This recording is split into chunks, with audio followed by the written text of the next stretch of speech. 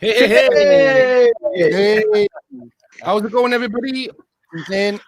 Welcome to number 8, the CrowCast. Wow, number 8, boys. Lucky number 8.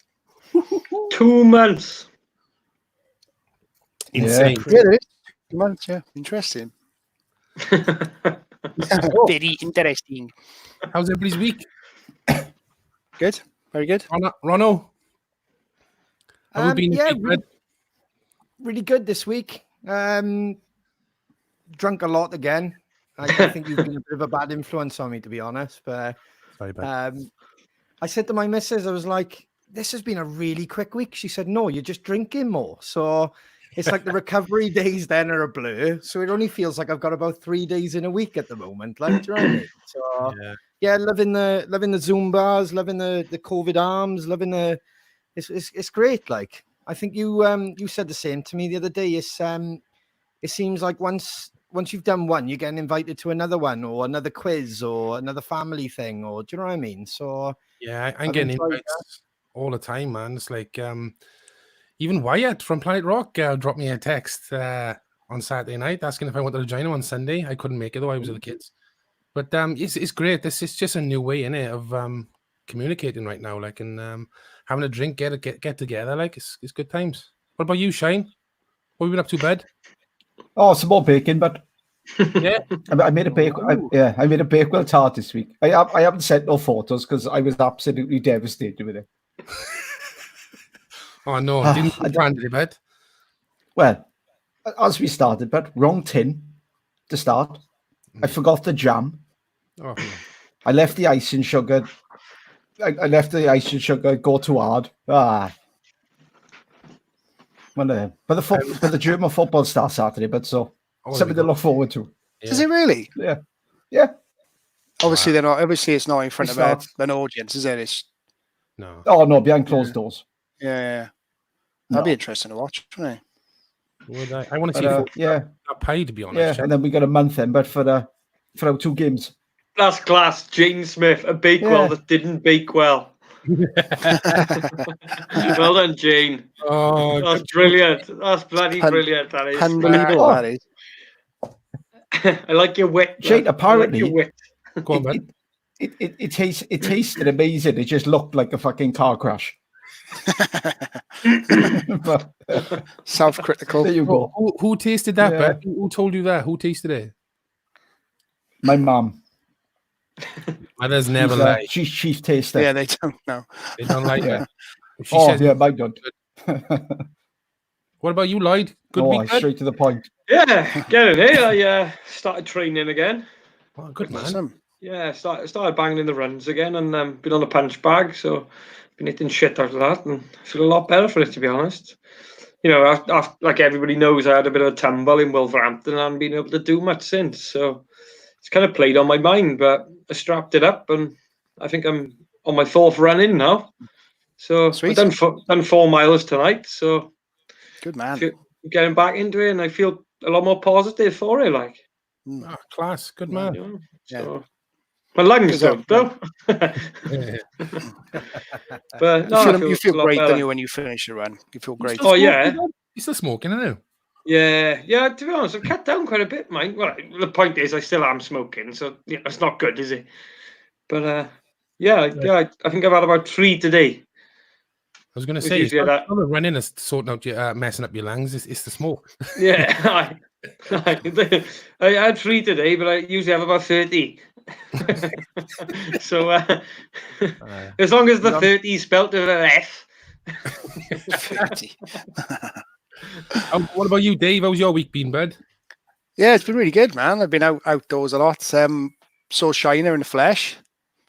I saw him in the flesh. I went out to pick up an interface from him. We kept our distance, didn't we, Shine? We had a little chat for 5. We did. The guy dog under control, didn't we? Yeah, she was jumping in the bloody front of the car and all the rest. So took her up the mountains for a walk then. Doing a lot of hiking up the mountains, like 8-mile walks and stuff like that. And then I started doing like this stretching routine. I tried doing it before and it's absolute agony, like mobility. I'm sure, like Shane, if you do like training with your brother and stuff, he does some mobility stuff, does he? Yeah. That's as hard as the training, I reckon. It is, but doing stretches and stuff. You're like, how are my legs supposed to go where what he's doing? But it's I feel awesome. You feel awesome for doing it. So we're doing quite a bit of that. that's good. That's good. Yeah. So I'm going to keep that up, I think, because it's hard putting my shoes on some mornings. It's like, I know, but yeah, I know. just being outdoors as much as I can, really. Played a bit of computer games, watched a few TV programs. That's about it, really. Standard. Good. Been good, yeah. I was just looking at that message Jane put up there. Is it a photo with me? Is Jane's little photo with me? Because if it is, that is terrifying how thin I was compared to how I am now. Oh, your profile picture. Yeah, a profile picture. I think it is. Yeah. Can you get that up, Ron? that is like. What's the name, dude? Jane. Yeah, it is Jane you, but Smith. Jane. It is. Smith. She just said about the funny joke. She's gone, is she? Yeah, my screen flies, Sorry, man. but Because everybody. I've literally just I've put a span in the works here. But I'm sure that was a photo of me, and if it was, that's scary because yeah, I it think is. I But baked my last banana cake, boys. I can't be eating cake no more. I mean, like, for breakfast, dinner. There it is. That is me. it is you. Look how thin I was. Donna posted a picture So of I us. have to get this laser treatment back as well because I didn't even know that was you. I know. That's alarming. Yeah, How can you see that? Donna posted a picture of us all up in it's Leicester when we played Leicester with Scam years ago. Yeah. And like, God, we look so different. I'm looking all like chiseled and like and everyone's like young and all like looking all beautiful. What happened? I know. I haven't cooked or ate one pudding this week. I tried to have like a week off there, which is it's honestly it's always in your mind as well because that's the thing, you know. If you're used to having it, you're constantly thinking about it. So like I was speaking to Pete the other day, and he said he made that Rolo cheesecake, and then all of a sudden I started thinking about it. But yeah. So, but it's only Tuesday today. Yeah.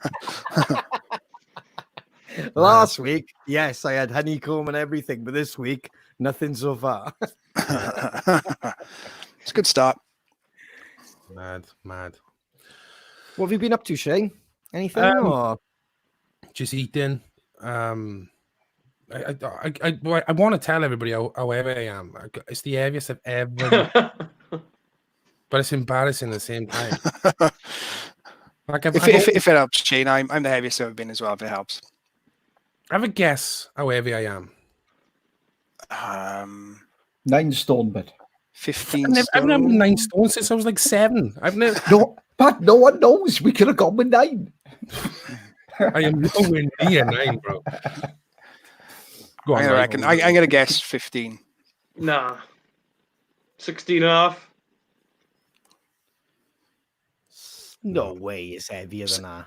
It is, bro. You're tall, in you, and you're quite way. got I'm telling you good now. muscular legs, didn't you? So Thing is, you're a big boy anyway. You're tall. You're a broad guy. Like, do you know what I mean? Yeah. Oh yeah, I'm a chunky monkey, like. But like, I didn't say that. but when that photo there, that's the thinnest I've been, and right then I was 15 stone. It's very difficult for me to get under 15 stone. I am now currently, and I weighed in the bathroom today, 17 stone 4. nice. That's good. That's like rugby player weight, that is. Yeah, but don't muscle way heavier than fat, don't it? That's yeah, right. it does. Yeah, My of course it brother is. came around today, and he said he's 18 stone. That's unreal.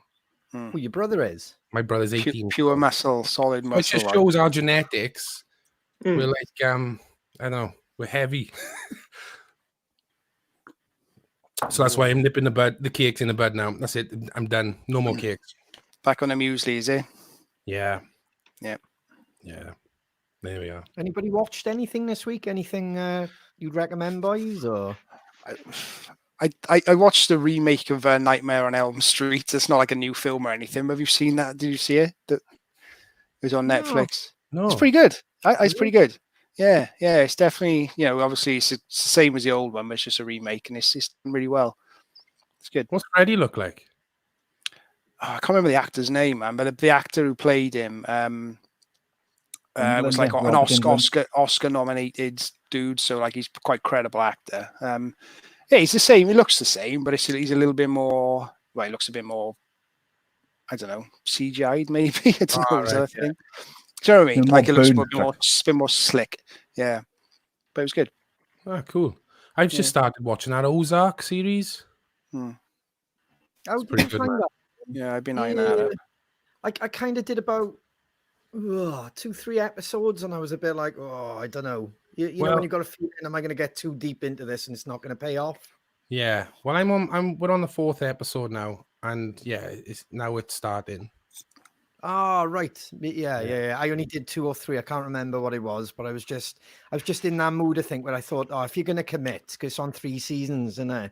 Yeah. I was just kind of worried because everybody reckons the 3rd season's awesome. Right.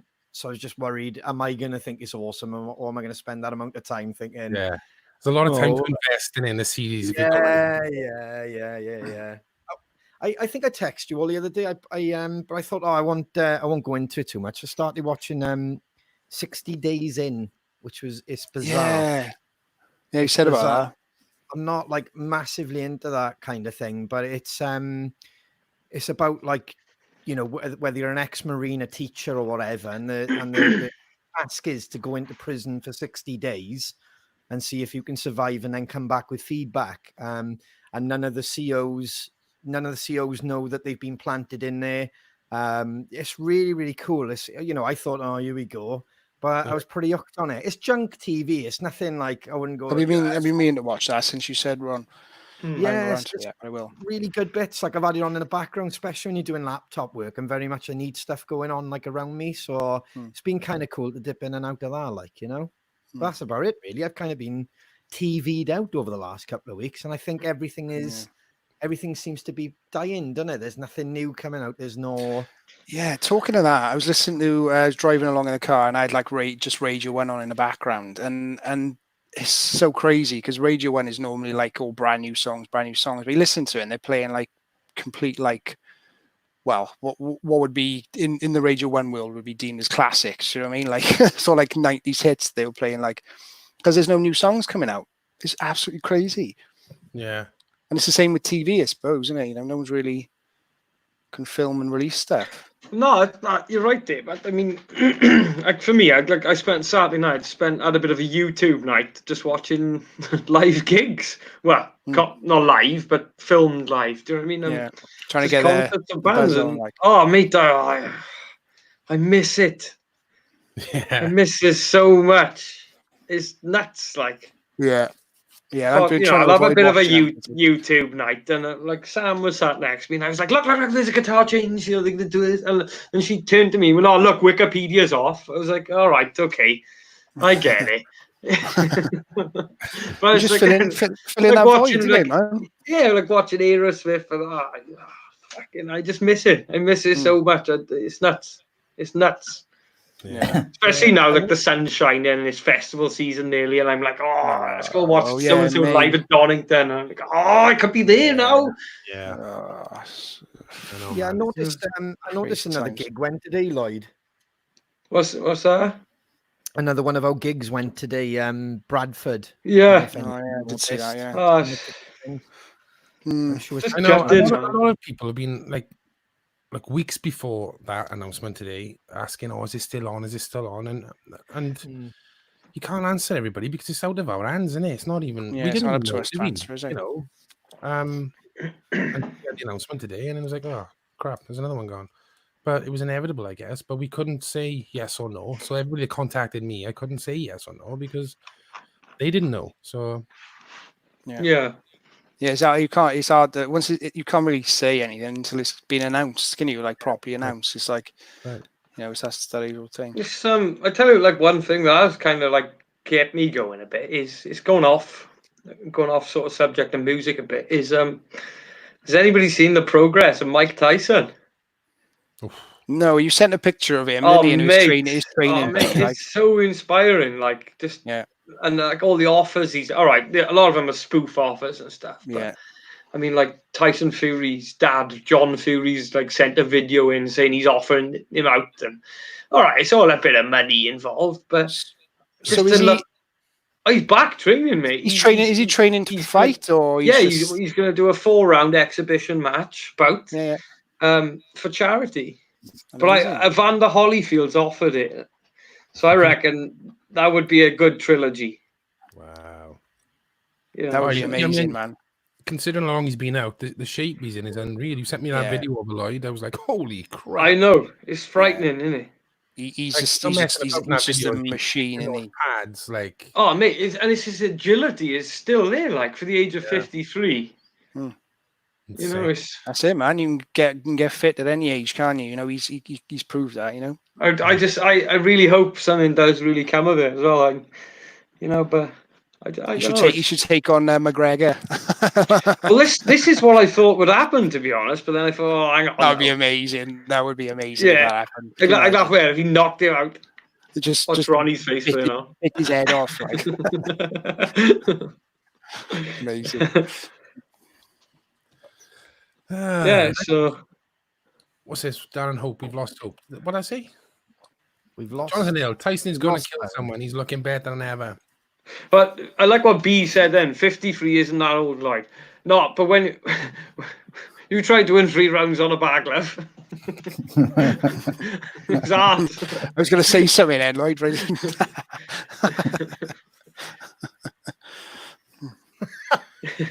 He's only just clicked.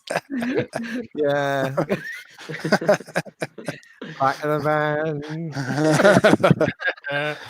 It's all good fun, man. It's all good fun. There we are. Stuart Charles. I'm 50. I'm 50 this year, hoping there are some gigs around November. Oh, mate, so are we, Stuart. Well, you're 50, Stuart. Well, I wouldn't have said that, but he haven't met you. Fair play. Yeah, he doesn't look 50, actually. No, I didn't think that, but there we are. 13. Right, should we have a competition or what? Yeah, entry. We didn't have a competition. What were we doing a question first? Oh, I didn't put that down. Damn it. My bad. Let's have a question, Lloyd. Sorry. Already. I've done it, Dave. Oh, terrible. Hey, don't worry, man. We got all the time in the world, boys. We're on lockdown. Yeah. Right, this one's from Nicola Richards. What was the name of your first ever band? Go on, boy. Let's go around the clock, is it? Around the clock. Sleepyheads. That's cool. Is it really? Sleepyheads, I think.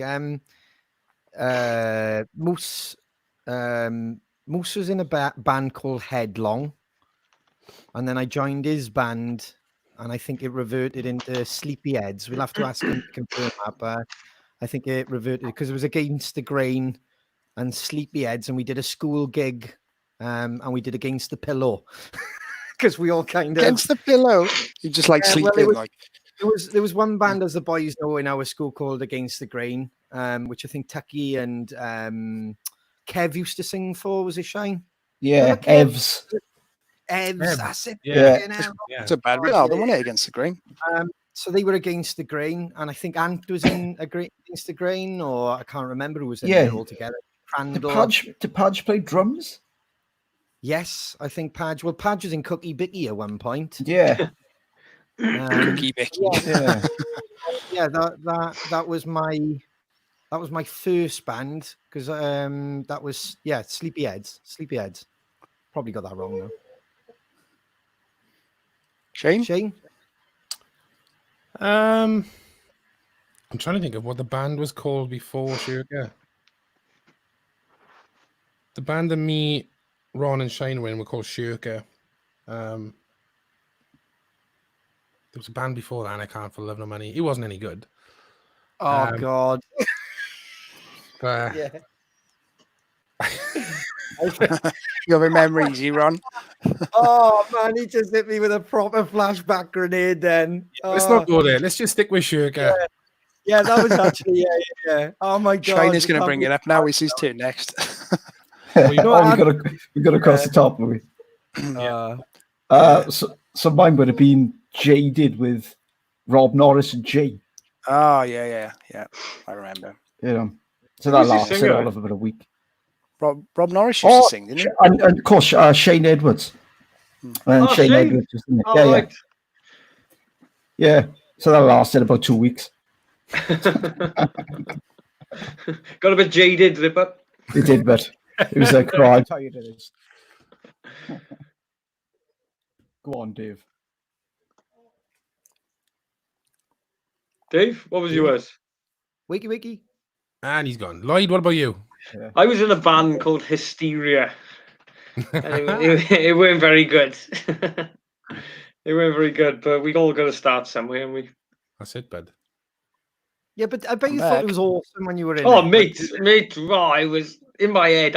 We used to practice in the community centre, on the cricket pavilion in Bryn Tirion, and every Thursday night for 3 hours. I think it would cost us about £6 to hire the hall, and we used to invite all our friends around, and we'd turn the lights off and play a gig, and it was brilliant. That's cool. It's brilliant. Looking back, probably crap, but. What about you, Dave? Dave? Dave-O, what about you? Can you hear us? Yeah, I can hear you. Cool. My first ever band was. Yeah, I can hear you, boys. Yeah. Yeah, cool. We were called Melancholy to start with before we gigged off after the Smashing Pumpkins album. Was it something Melancholy album? Yeah. Melancholy and the Infinite Sadness. Sadness. And when people cutting out now. Right, can you hear me now? I'm back. Yeah.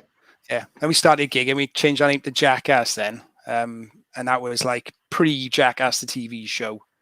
And we were on the same sort of circuit as you guys, and me, I think, on the same sort of like football club, Toll House. Yeah, we played gigs with you. Yeah, we did. Yeah, we had some amazing gigs. We like supporting like Sick of It All, Strung Out, Mad Caddies. There's some amazing shows with that band. Like we were playing all over the place. Like it was incredible. Like teenagers who couldn't. Toll House, and I know we played with like Douglas, and that was the same thing, same time, wasn't it? Yeah, Douglas, with Douglas, yeah, man, all those bands. Like the scene, that's when the scene in Bridgend at that point was just like everyone in Bridgend was going to a gig every day. It seemed like, didn't it? Yeah. Yeah. But yeah, that was then. That was during the 90s, that wasn't it? And yeah, The good old days. yeah, them were the days, eh? I love the football club. Football club. Yeah. Yes. We drove past there the other day, and obviously they built just built Did you houses really? over where you could be. Yeah. You know, Dave out driving. I had to go to the shop. They just built over it now. Houses, just new houses on there. It's nuts. They were the days of like baggy jeans, tight tops, weren't they? Yep. Like those flary They used jeans. to have the surfer sort of beaded necklace as well. Yeah. I think that's still gone, man. Hawaiian shirts. Hawaiian shirts, bucket cargo hats, shorts. like bucket hats. Yeah, there's a photo of me somewhere my sister's got with a bucket hat on. I'll have to pick that out. Also had like the metal beaded one as well. The metal beaded one, yeah. Yeah, definitely. Metal balls around there, like so. It was brilliant, man. Good question, I like that. It was, wasn't it? It's cool. Do you want to do a competition, Shano? Let's do a competition. The first competition, ladies and gentlemen. This is Debbie Turner. Are we doing Debbie? I saw you put her name up earlier. She's very kindly. Have we got a photo of it, Ronnie? Yeah. Made this, and it's basically a plaque to go on your wall or what have you. And she said that anybody that can, anybody that's in this competition now, you tell her the door number, and she will do you a new plaque with your door number. So that's amazing. To the crow wheel. I was going to say, why is there a number 4 on it? Yeah, I was thinking the same. Not just the end. Oh, the crow wheel. Look at this, boys. Oh, we're in business now. I tell you what, right? This is taken at least. Well, this was out of the budget. This was like $3.99, and I think you can say that's money well spent. Definitely is. So these are the names that Derek got hold of for me for Debbie's competition. Here we go. Spin that crow wheel.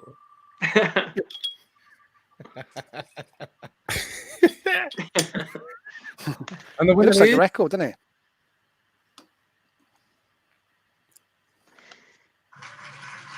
Yes, there we are. and boom. Well then, Well, I hope Derek haven't misspelled that.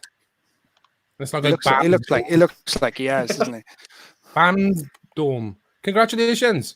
You have won Debbie Turner's prize. Thank you so much, Debbie.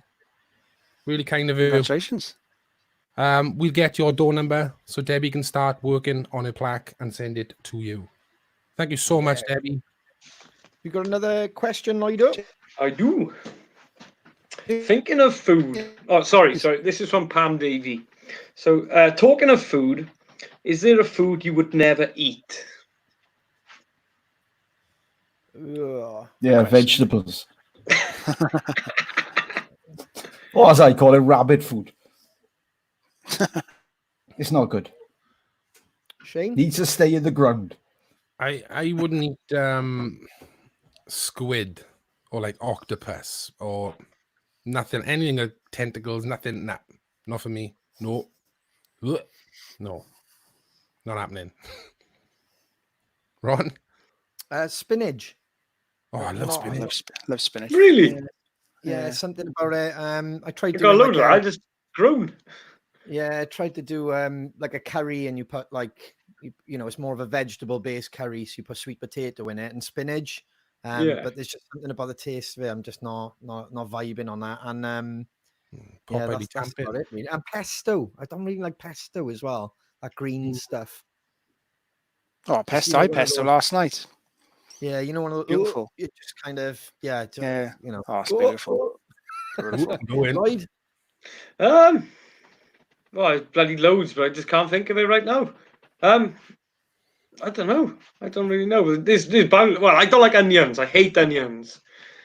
Hate them. Now, that probably sounds like a bit of a contradiction from myself because I probably like stuff with onions in, but don't know they're in there. Yeah. But I can't eat like a raw onion or like, oh man, I can't do an onion. There's a few people there now are saying about octopus and stuff. Whose idea was it to? They looked at that and thought, you know what, that'd be a good meal. It doesn't look like you should be able to eat that. Do you know what I mean? It's stunning, it is nice, dude. Lovely. Yeah. Let's put it down to pirates, but why would you? That's my point. Why would you? What? Each to their own, innit, I suppose. Yeah. Accident, accident, I don't know. I'm missing out. Am I? Is it that good? Is it? Well, I tried it. I thought it was all right. Yeah, I just had it like grilled the last time I went to a restaurant. It was beautiful. It was maybe into it, but it just looks terrible. Sorry. Anyway, Dave.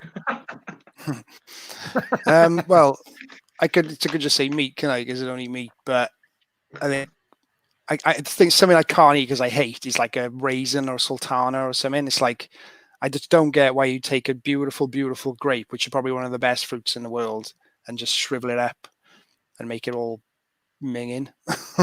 So I think that's definitely that. Dates. Yeah, just something. It's just dried fruit. It's like, why would you dry fruit? Unless you're going for a hike through the desert and you need some sort of sustenance or something. I don't understand why you do it. Sorry, boys, because Sharon Farmer's just commented here. Any alcohol you can't drink. Aye, all of it for me. Yeah, pardon myself. What's that? You're not drinking any alcohol at all, are you? No, I just can't handle it.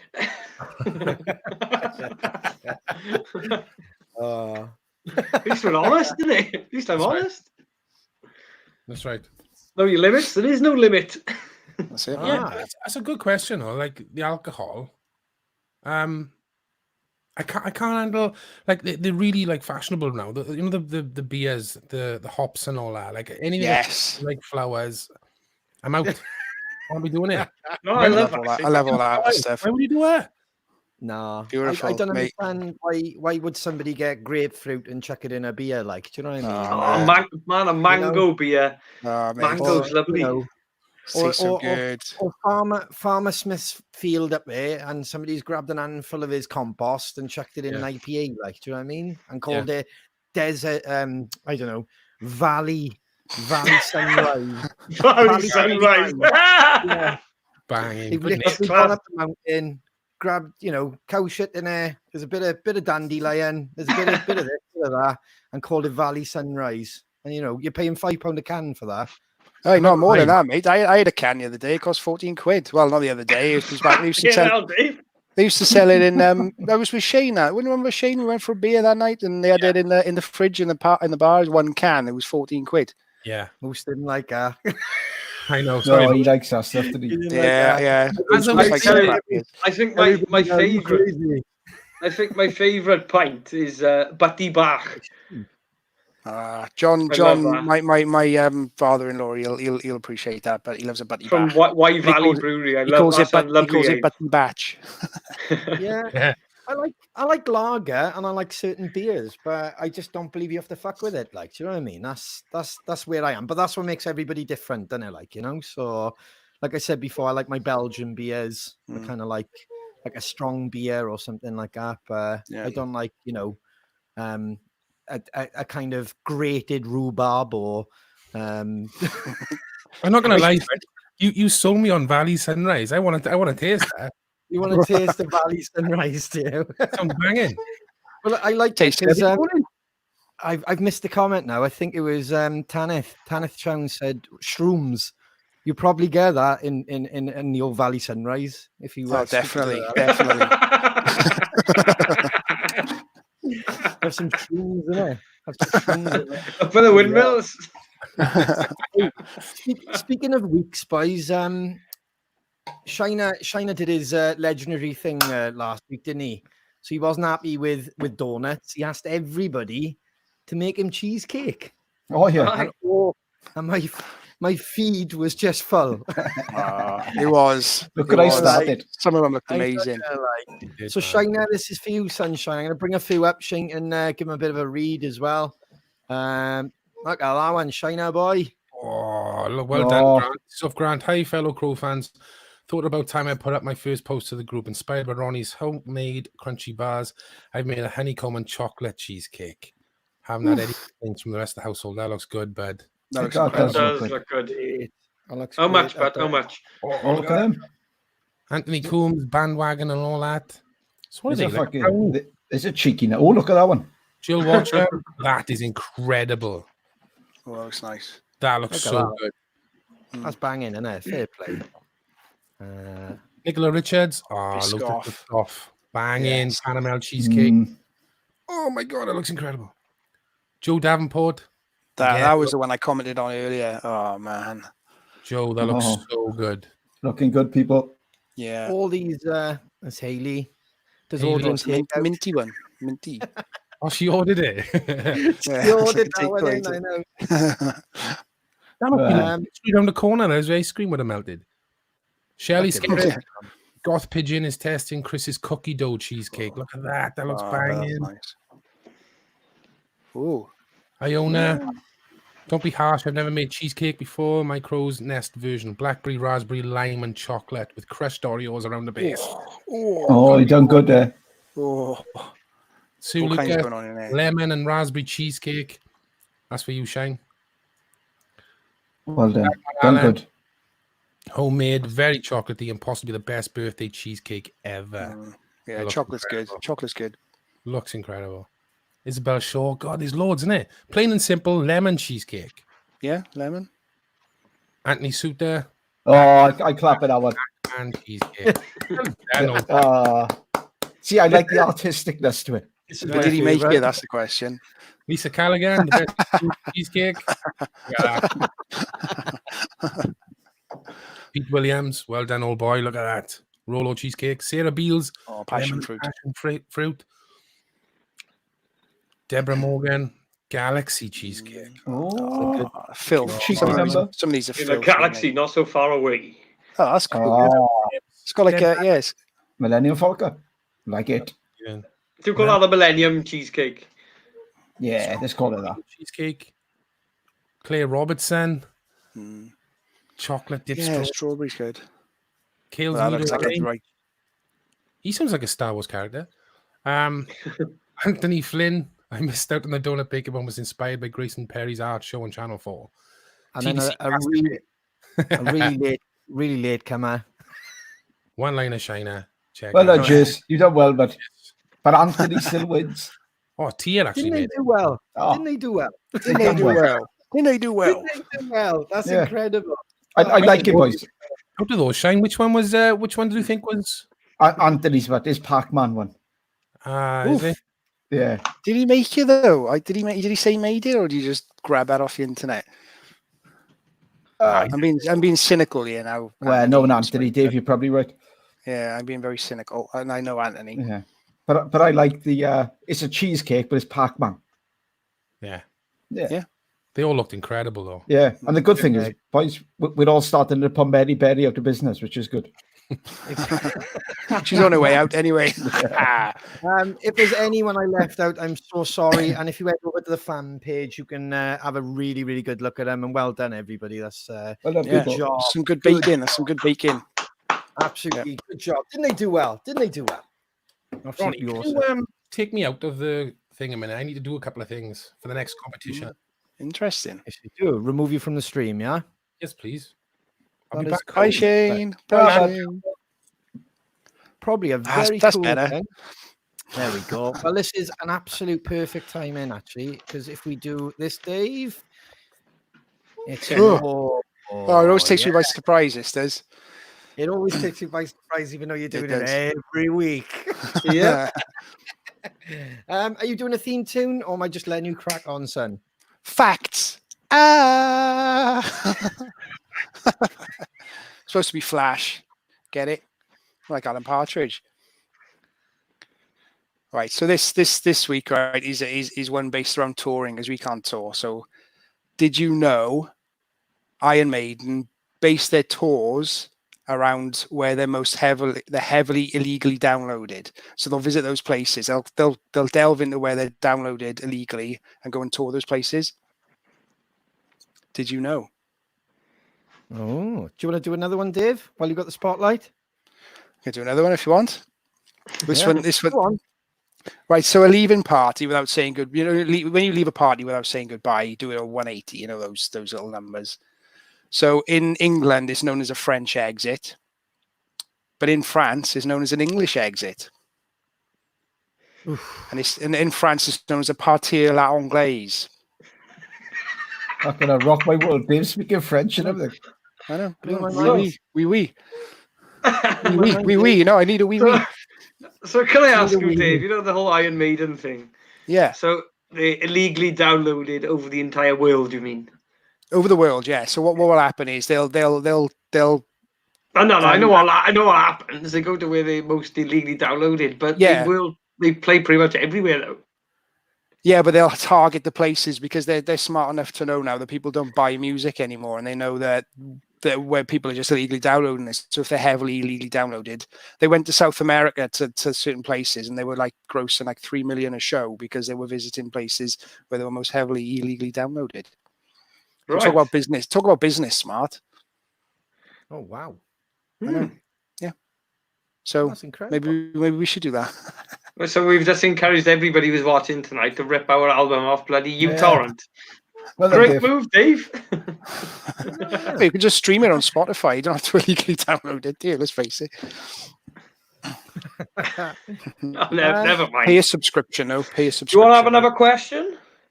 Let's go. Yeah. I'll wait for him to come back in. Okay.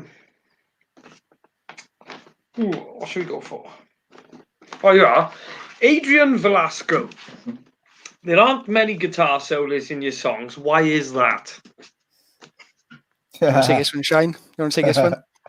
Well, just look for the politically correct answer.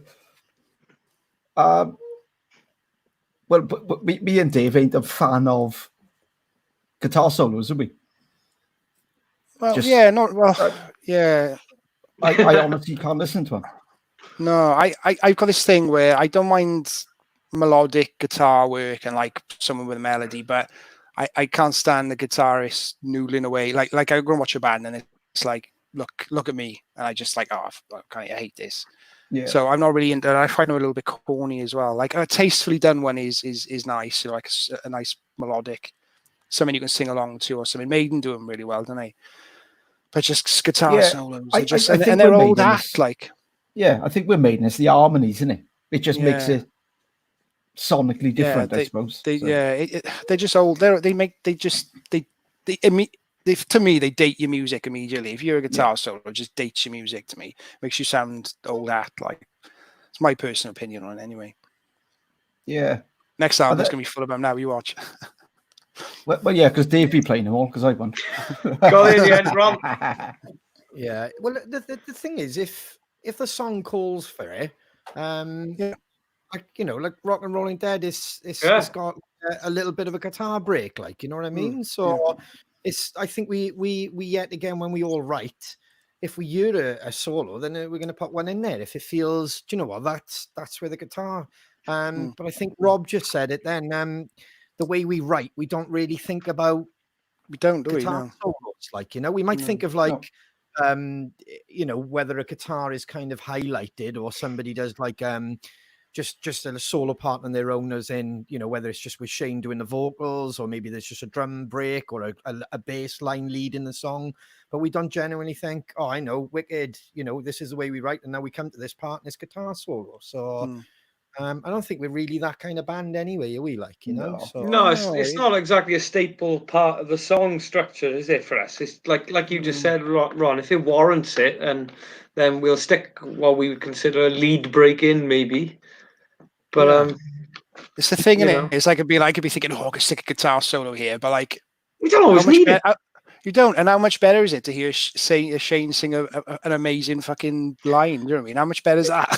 Yeah, but dude, as well, like every now and again, like you'll do a little solo, like in BU, and because we don't do it in every bloody song, then it's nice when you hear it. Then, isn't it? That's a good way of saying it, Lloyd. Is if it's in every song, it's like, and here comes the guitar solo. Yeah, it's not a staple part of the structure. Yeah, you know but it's nice. It's nice when you hear it. It's like Foo Fighters don't do very often. Then you hear a solo and you're like, oh, cool. That's, you know. Yeah. And they don't make a big deal of it. It's not like, you know, don't make a big deal of it. It's like, I don't know. I think a band is a band, and it's not like there's a guitarist, it's the whole thing for me. It's like a big, you know.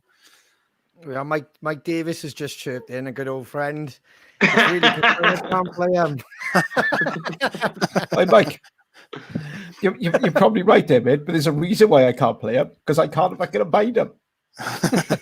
You can play him, Shane. You can. You can play him. Less is more, lads. Yeah, exactly. Less is more. Absolutely, I agree.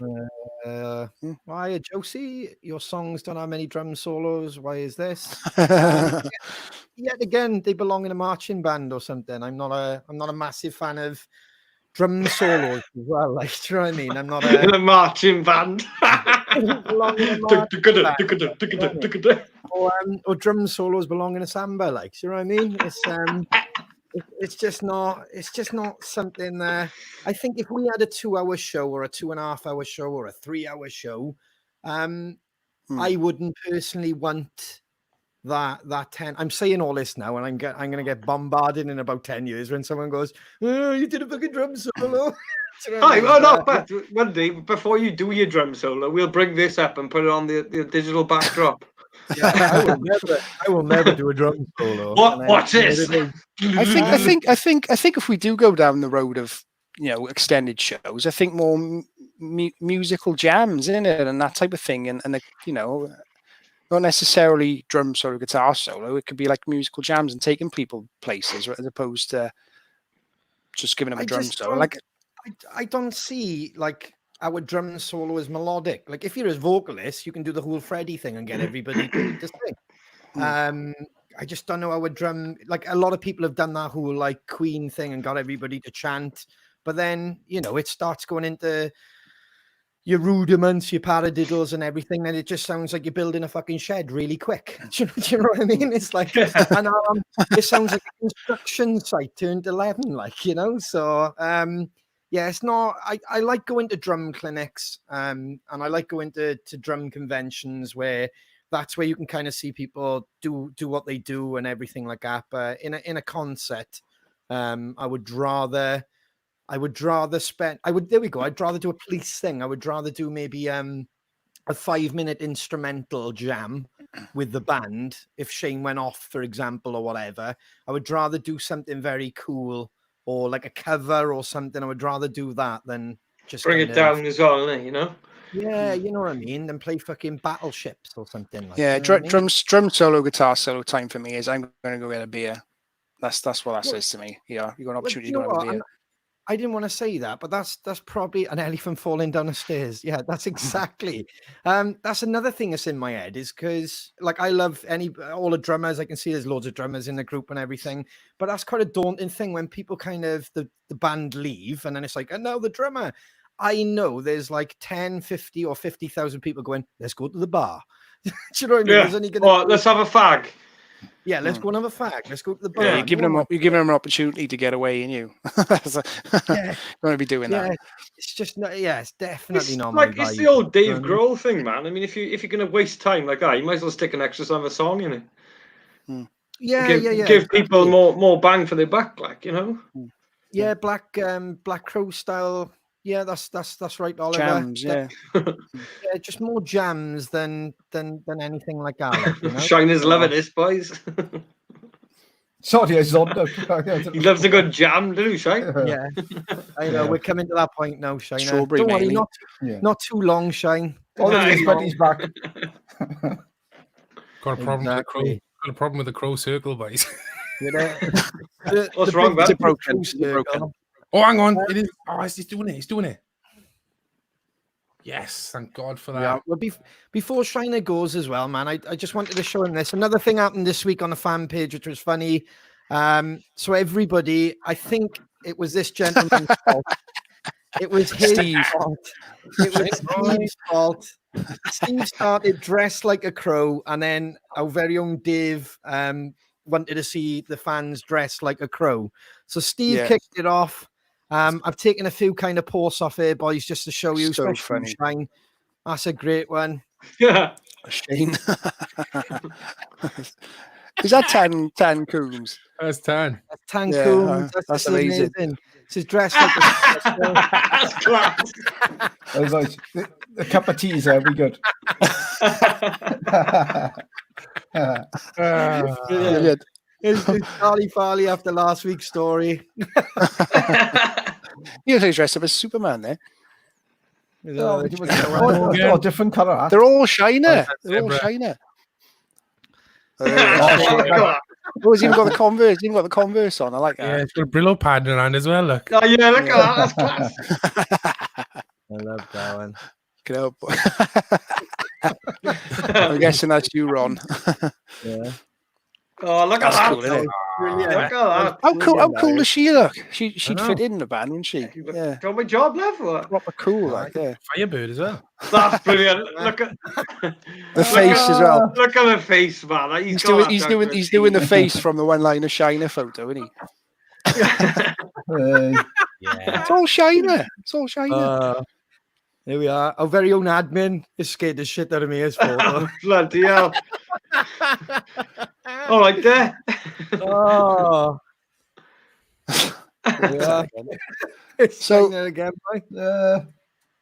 I'm winning, boys. I'm winning. Oh, it's like Hey. That's a good one. Yeah. Yeah, Well done, Donna. With the tattoos as well. yeah, look at Yeah. And then that's my daughter.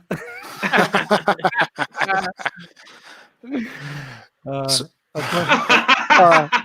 Is that all? Ian? youngest. That's Yeah. Ollie. Shiner. The kids loved the idea, so they wanted to dress up. So that's my Yeah, yeah. youngest. And that's my oldest. He looks like you, doesn't he, Brody? Yeah, it's brilliant. So what And we've then, learned, what we've learned in this, that I'm no one's favourite because no one dressed up as me. So That's correct, Dave. I'm a bit hurt. There we are. Oh, sorry, wrong button again. I feel like I'm gonna have to explain that photo sooner or later. You are, but I love the mystery of it. We'll at the wait. moment. We'll wait. Yeah. We'll wait. Yeah, we'll wait. So that was basically it. That was dressed like a crow. Thank you all. That gave me a giggle all week. That was set up by Steve. Steve, man, that was a brilliant idea. Yeah, that well, was. Steve, that's great. Yeah, as soon as I saw that, I was like, that's an idea. Shout outs and birthdays, Mr. Greenall. Oh, we've got a few boys. We'll start off with birthdays. Excuse me. I'm drinking wine tonight. It's repeating on me terrible. Oh, I'm not a wine drinker. It's all the same. Oh, I remember being in a hotel in Inverness with you, Shane, on the wine, buying the wines. I remember that. I remember seeing the state of you the next morning, Dave. Yeah, I know. Good night, that was. Birthdays. We got Sky Duncan. She's 1 on the 14th. That's from her dad, Callum. Happy birthday, Sky. Happy birthday, Sky. Happy birthday. Kerry Ann Carnes. I hope that's right. 17th of May. That's from your brother, Chris. Happy birthday, Kerry. Mark Adams was last Thursday. He was the big 5-0. Happy birthday, Mark. Nick Davis is his birthday tomorrow. He's 41. Happy birthday, Nick. The buddy of mine. Dagmar Allen. It was her birthday last Sunday. We all know Dagmar. Such a wonderful human being, Dagmar. Happy birthday, lovely. Dale Tonks from Wolf Jaw. It was his birthday. Dale Tonks. Dale. Yeah, Dale Tonks. Happy birthday, bud. Happy birthday, bud. He's a fucking superstar, that bloke. And Sam Bolison, last Sunday. She's from Axon. You know Sam, boys. Yeah. Last Sunday too. So they're all the birthdays. Big Happy shout birthday, out. everyone. Happy birthday, everyone. Big shout out to the nurses. It's National Nurses Day today. You are all indeed. heroes. Absolute heroes. Every single one of you. Do you see Banksy? Banksy done a drawing, didn't he? Oh, down in Southampton, he put it, didn't he? Yeah, some kid with a nurse as a doll, like a superhero. Do you see it? Yeah. Oh, cool. I didn't see that. Yeah, nice touch. Ray and Sally, those damn Stroudies. What's up, guys? Just keeping in touch. Send us lots of love and messages. Bradley, I've got to do this, boys. My nephew Bradley, he's done a mask. Oh, yeah. Those damn crows masks. Check that out. Hey. Yeah, well done, Brad. Maybe that could be next week, Shane. We'll get people to make masks. Yeah, that's a good idea. But Bradley, that's amazing, bud. I said I'd do a shout out. There it is. Well done, Bradley, right. Well done, son. How many of them could you make in a week, Bradley? Get on the NHS. Yeah, that's an idea, but You can see him around the water. Yeah. And I've got to do a shout out, boys, to Piper Hazelwood. Do you see this piano cover she did? Yeah, it's amazing. I enjoyed that. Incredible. Absolutely gorgeous voice. Yeah. Incredible voice. And made it her own as well, didn't she? 100%. She gave her own twist. Yeah, brilliant. And that is an art to do that. 100%. We said that last week, didn't we? We were talking about how you can make it songs your own and stuff. But Leanne, your mum, put that up. And I had a chat with Piper in the week, and she was saying that she didn't know confidence is low and she shouldn't. I was like, doesn't need to be. Nothing. No need. To feel like when you got a talent like that. So yeah, it's amazing. Incredible version, incredible voice. Keep doing it, Piper. We were blown away with it. Yep. So everyone was. It had like so many comments and likes in it, that one. Oh, it was brilliant. It did. I mean, like you said, it struck a chord, didn't it? And it was just nice to hear. It reminded me a lot of Gabrielle Applin. Yeah, she got that tone. Yeah, yeah, very like in a modern way. It was really good. I thought it was really good. It was beautiful. Keep it up, Piper. Keep it up. Lots of people were commenting on it, and so yeah, the people are now actually. Jane Smith, she's also. Go on. Sorry, hang on. I'll bring some comments up. Bit of a voice. Yeah. Stuart Charles, great version. Piper. Liz Townsend, she was amazing. Yeah, she was, guys. And that's why we had to bring it up, because it was lovely. We love it, don't we, when people sort of take a Crow song and have a stab at it. We love it. We absolutely love it. Yeah, absolutely. So crack on, everyone. Yeah. Go. Yeah, do that for next week. If you look up in the top right hand corner, boys. Merch. What's that all about, eh? Hey, what's that all about? New merch alert, is it? What's Dave doing? I'm trying to point at it. You look like you have a Actually, Ron. Here we go. Shall I reveal it? Go for it, buddy. Oh, check that out. It's a lyric t-shirt. Is a good t-shirt. It's designed by Matt Reist, a Welsh boy. Fair play to him. He's done Phil Campbell and the Bastard Sons. Done a lot of stuff for TNA and a lot of the wrestling and stuff like that. But badass illustrator. And that, I do believe, Shane, is available now. Oh, there we go. Let me keep it there. There we go. Hang on 5 minutes. Hang on, Everyone's commenting. Everyone's commenting. Ooh, wow, wow. Need to have it. Well, Get your 5 card minutes. out, people. Get your card out. Give it 5 minutes to get your orders in, guys. Get them in. These people have got gyros burning holes in their shell suits. There we go. It is now active. That is available right now. Head on over to thosedamncrows.bigcartel.com and you will see it. It's right at the top. Lovely in purple. It's the lyric. It's our first lyric. Is it our first lyric tee off the new album? Yes, it is. Yeah. Off the new album, yeah. I love that t-shirt. I absolutely love it. So cool. That is that's one of my favorites. That is available right now. Yeah. Do you want to do another competition? Yes. Yes. See the time and Shiner's looking. His head's about to float off.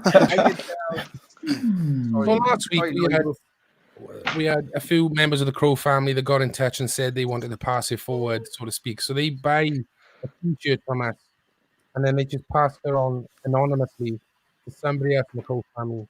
So again, someone had done it this week. So we've got a point of no return t-shirt, size, whatever you want, obviously. And we're going to go over to the spinning circle of death. No, the Crow circle. Is it back? It is back. And that's everybody. So full circle, but isn't it? It is. Look at that. That is literally, that is point of no return album, that isn't it? That is the real deal. Here we go. I love it. Is it going to stop? Is it going to stop? Was it going to stop? Was it going to stop? Oh, it's quite intense, isn't it? It is. Oh, I can't read it. David Whitfield. Oh, I thought it said David Winchurch. Can you imagine? That'd be amazing. I think I'd have to put it back in the pot, I think, if I won it. Well done, David. Well done, David. If you get in touch, let us know your size and stuff, and we'll get it out to you. And that's from, again, another anonymous person of the Crow family. Thank you so much. It's incredible. Absolutely incredible. Yeah. Yes, it is. Yes, it is. Well, without further ado, Shine, because I can tell that you're in a little bit of pain with it. Yeah. So let's try this. I don't know how loud this is going to be. Ladies and gentlemen. One-liner, shiner.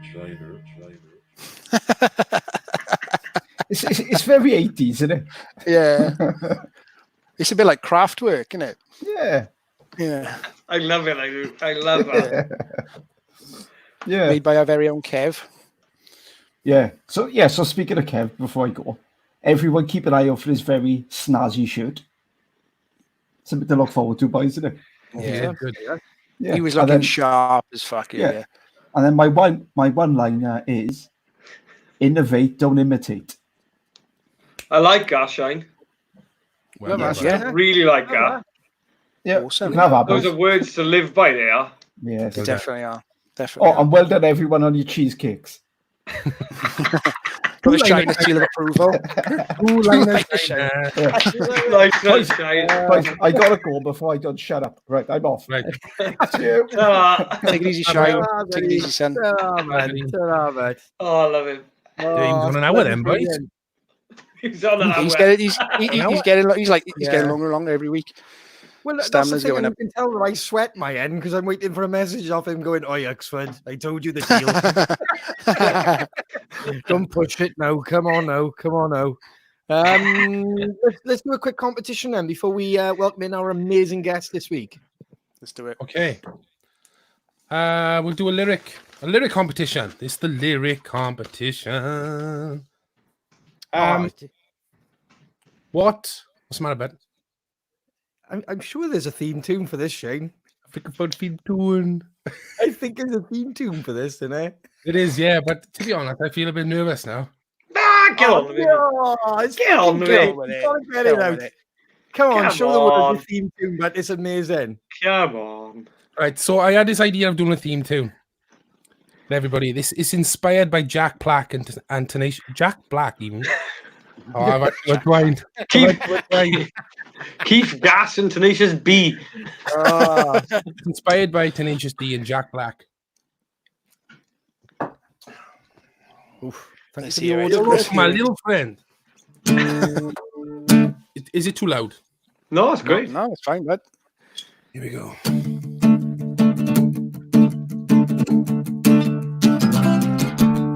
Tell me the lyric, give me the lyric. What's the next lyric? It's lyric time. Tell me the lyric, give me the lyric. What's the next lyric? It's lyric time. What's the next line? What's the next line? What's the next line? Yeah, man! Yay! That's wicked. I love it. That's Jack it Black, now. It's innit? weekly. It's Jack Jack Black. Every Black, week innit? now, but I think Jackie Griffiths. How much Jack Daniels have you had, Shane? I'm on the wine, love. I'm on the wine. Right.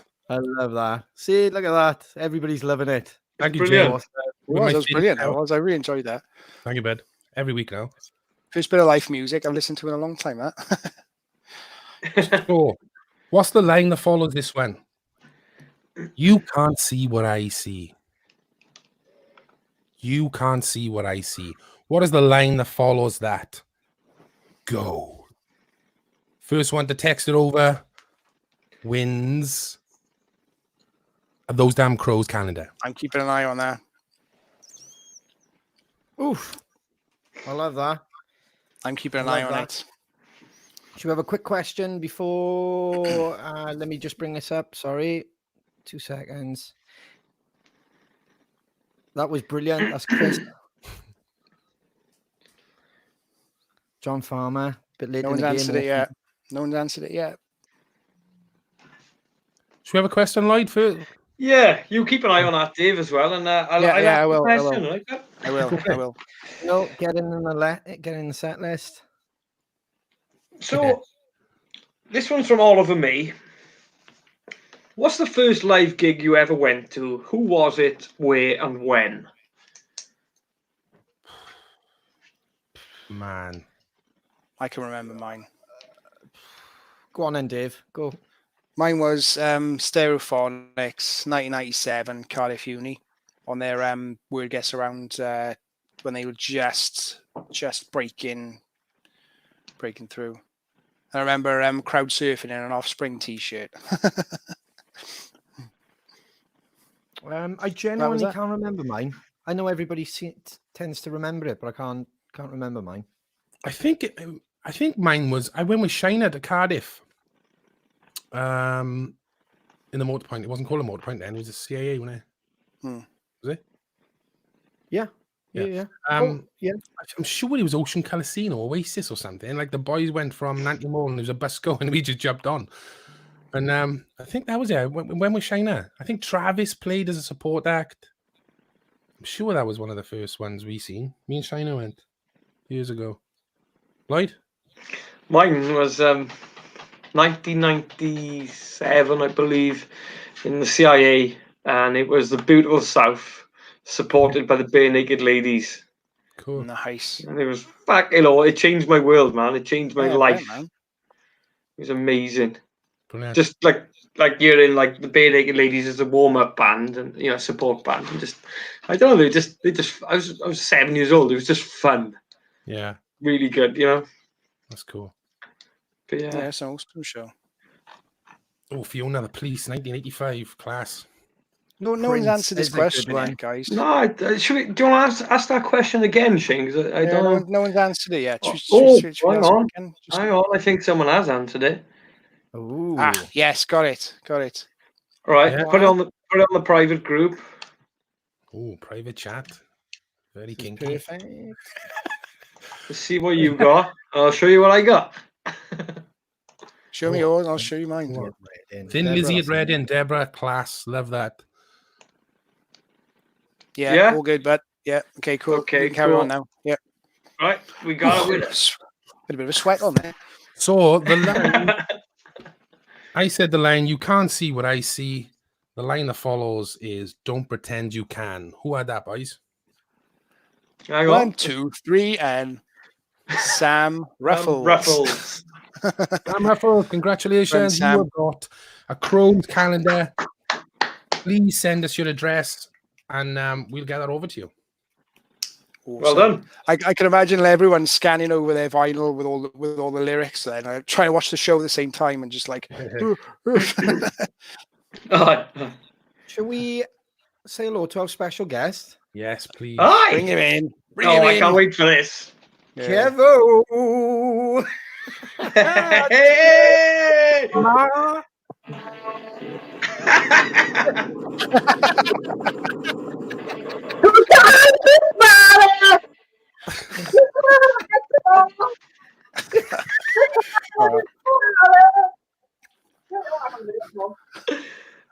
Little Richard. He's playing Little Richard. Keep it down, he's upstairs watching the telly. I'll keep it down, love. All right.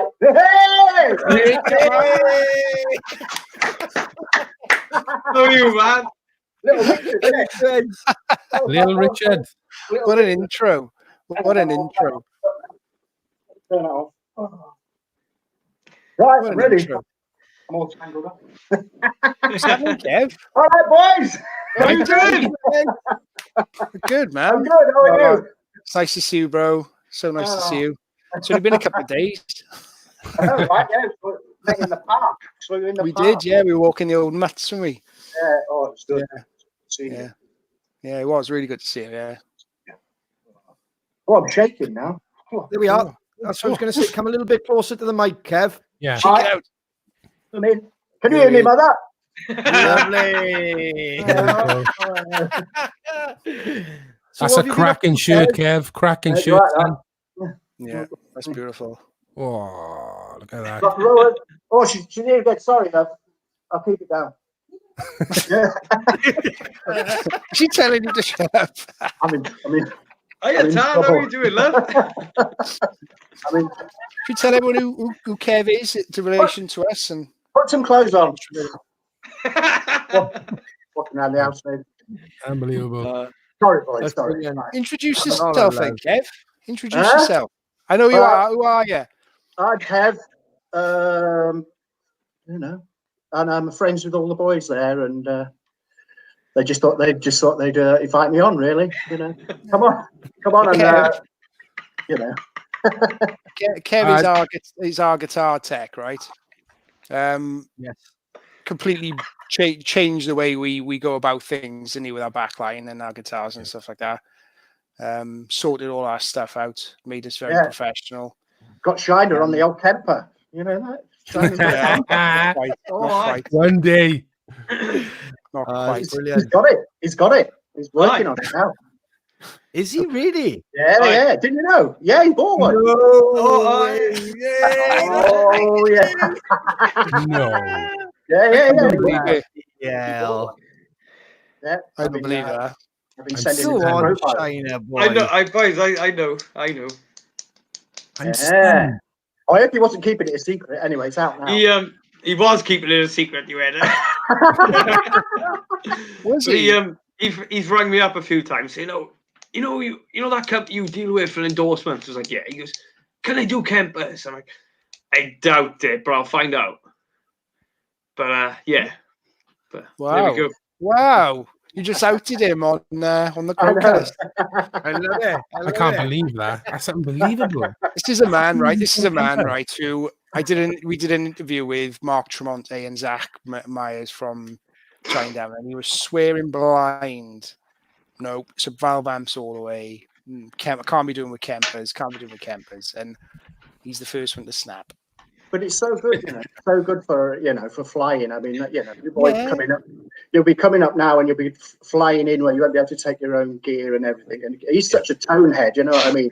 Yeah. He's just so not precious about his tone, but he has that tone in his head that it needs to be there, and you're not going to get that if you turn up with rented gear. Absolutely not. No. Kemper, we've had this discussion many times. Kemper solves all of those. He has just commented. So he has just said something. He said, it's for our dates abroad. He said. Yeah, exactly. Kev, can you explain what a Kemper is? There's a lot of people saying, "What is a Kemper?" It's like an amp, profiler. It's like an amp simulation thing, but it's just in one like little pedal like that. So your whole tone, your whole rig is just in one little pedal like that. So it's like a digital simulation, isn't it, of a real amp? Yeah. But they're so close. The sound is so close that it's There's a lot of debate in there around you know, a lot of debate around isn't it as good, but everybody uses them. Absolutely everybody uses them. Yeah. They've changed the way people tour, haven't they? Yeah. They are clever, man. They're really clever, especially with like how you can get so much running at one time. And yeah, no, they're brilliant. They've got all the effects in there and everything as well. They're amazing. They're amazing. Yeah, great piece of kit. Lawnmower Kev. Yeah. I love that. Yeah, should we start with that then? So what bands have you been in, Kev? Tell everybody what bands you've been in. Well, I was in Acid Rain, which like this back in the 80s thrash band. They are. There's Kev on the left there. I was fucking on that then. Well done, Jumper Sam. there, you know that jumper there? I've still got that upstairs. I've never washed it. It's mohair, and I was too scared to wash it because I thought it might fall apart because it's like really delicate. So I've never washed it. That's like 30 years old, that jumper. That's just really jumper, that is. Put it to the bottom of the pile, and it just kind of refreshes itself. I like that's proper 80s vibes. That isn't it? People like the high top sneakers and the sort. Yeah, man. Look at that. No, it is back like that's what people. It's back like it's mad. That's like China on the left. It is. I love that. So China's got a jumper like that. Was Acid Rain your first band then, Kev? Apart from just with my brother, we used to we used to practice and play. We did play around the youth clubs and stuff. When we were at school, we had a band, me and my brother and a couple of mates and that. We played youth clubs and school assembly and all that kind of thing. Yeah. So and that was Creation with a C. Yeah, no, we had. I'm going to put this back in there. Weird. I can hear myself in my head. Yeah, but then Acid Rain. Acid Rain was the first band really. And how long were you in Acid Rain? Ooh. What did we go for? 4 or 5 years, I think. 3 mini album, couple of and 2 albums. Yeah, 3 or 4 years, 5 years perhaps. Everybody go check out Acid Rain now. You're gonna Spotify play is gonna be through the roof now, Kev. Yes, man. Go on. I had a PRS statement last month. Was it last month? I had like 56. Oh, nice. Yeah. You're like 57p next time. They used to be able to, before like the internet and stuff. They used to send a letter saying your royalties isn't enough for us to warrant writing a check, so we'll bind it over onto the next month or whatever. So it used to go like 4 or 5 months at a time without getting anything, and then they get a check like £1. Nothing's changed, Kev. Right. John Hill had seen you back in the day, but yeah. What was your favorite place to play with Acid Rain, dude? Any venue or any particular gig that really sticks out? It was either the Marquee in London was always amazing, and there's a place called the Woughton Centre. I don't know if it's still there actually. A couple of years ago it was. The Woughton Centre in Milton Keynes was always immense. I wonder if it's still there. So how many people were in that venue? What are we talking here? Well, Marquee, how many did the Marquee used to hold? 1,000 perhaps? Yeah. Legendary. Like that. But yeah, it was all, we used to have a right laugh at the Marquee. Good class. Kev, if you were there, it's guaranteed to be a laugh. Let me just put it that way. Yeah, man. And then how did your next band, or was there a gap between your next band then, or? No, I think we pretty much. I think Acid Rain kind of just folded. Obviously, we were just going around in circles. We weren't getting anywhere, and it was just like, and kind of thrash was just dying off, and it was, it was done really.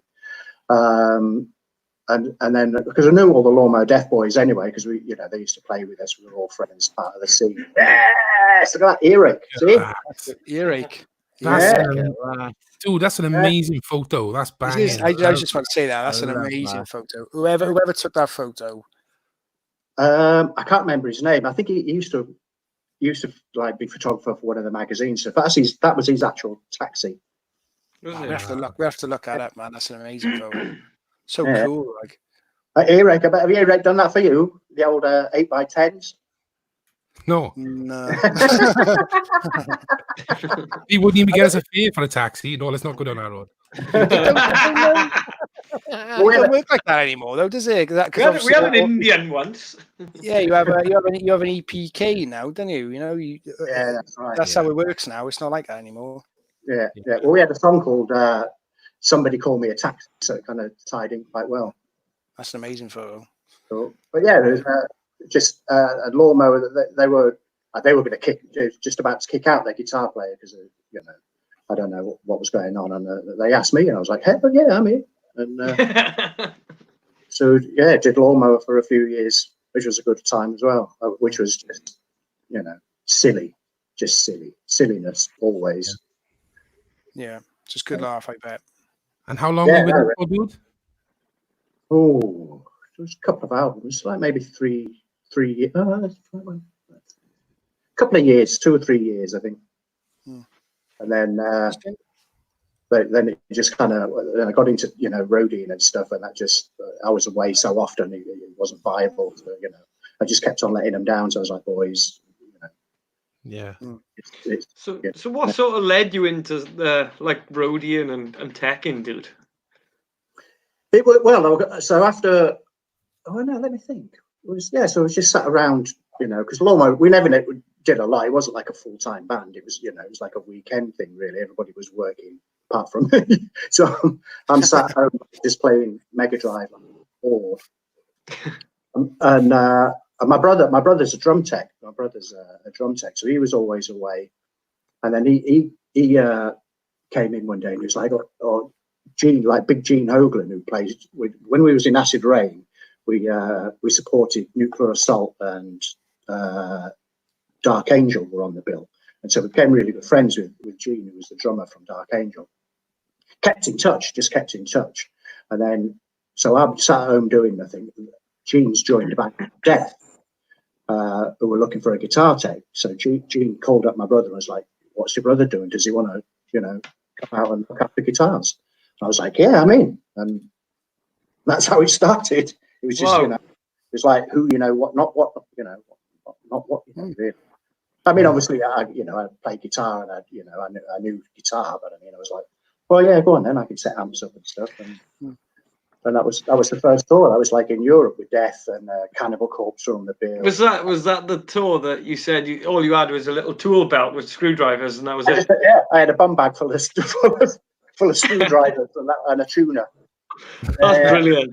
A tuner or a guitar tuner or a fish? Yeah, guitar. Guitar tuner. Isn't it crazy though, Kev? Like you said, going touring with these earache bands back in the day, and to come almost full circle and we're an earache band and you're touring with that. That's pretty nuts, isn't it? Think about it. Yeah, well, it's good that Earache is still going, really. I mean, it's testament to Earache that they've lasted through all the buyouts and the takeovers of all the other independents. Yeah. And Dig's still doing it. You know what I mean? He's like stood the test of time. Still going strong. Yeah. So when you think about the two bands, dude, what did you enjoy most? I know it's not about like who's the better band and stuff, but what part was it? What group did you enjoy? Being out on tour with most. What playing or roadie? Playing. Sorry, playing.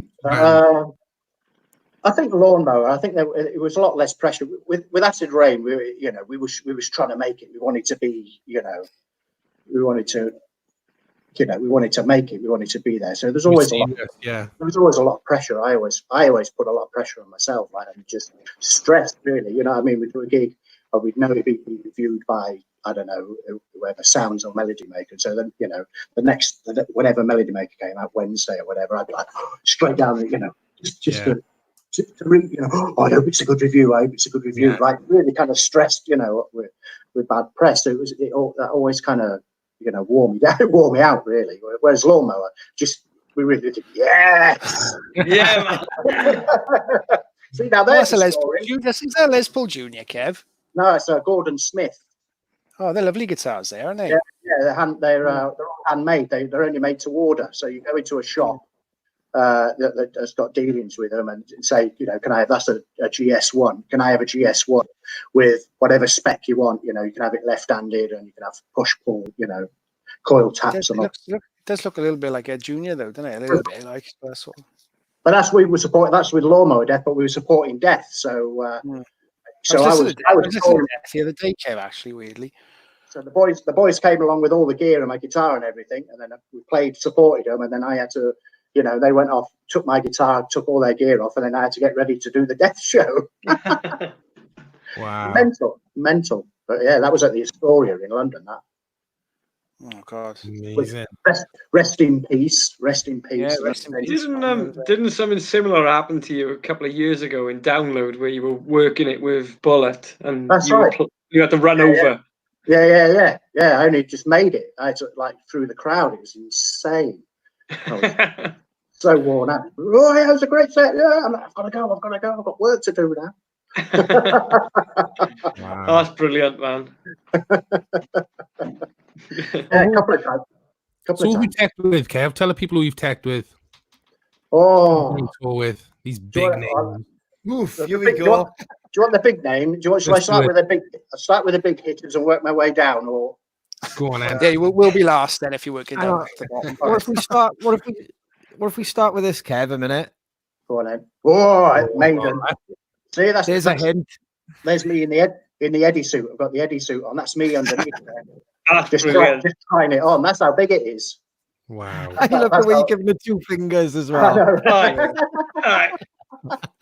That's incredible. Yeah. So Iron Maiden. I worked with Iron Maiden for 3 years. Did 3 years with Maiden, 2005 to 2008.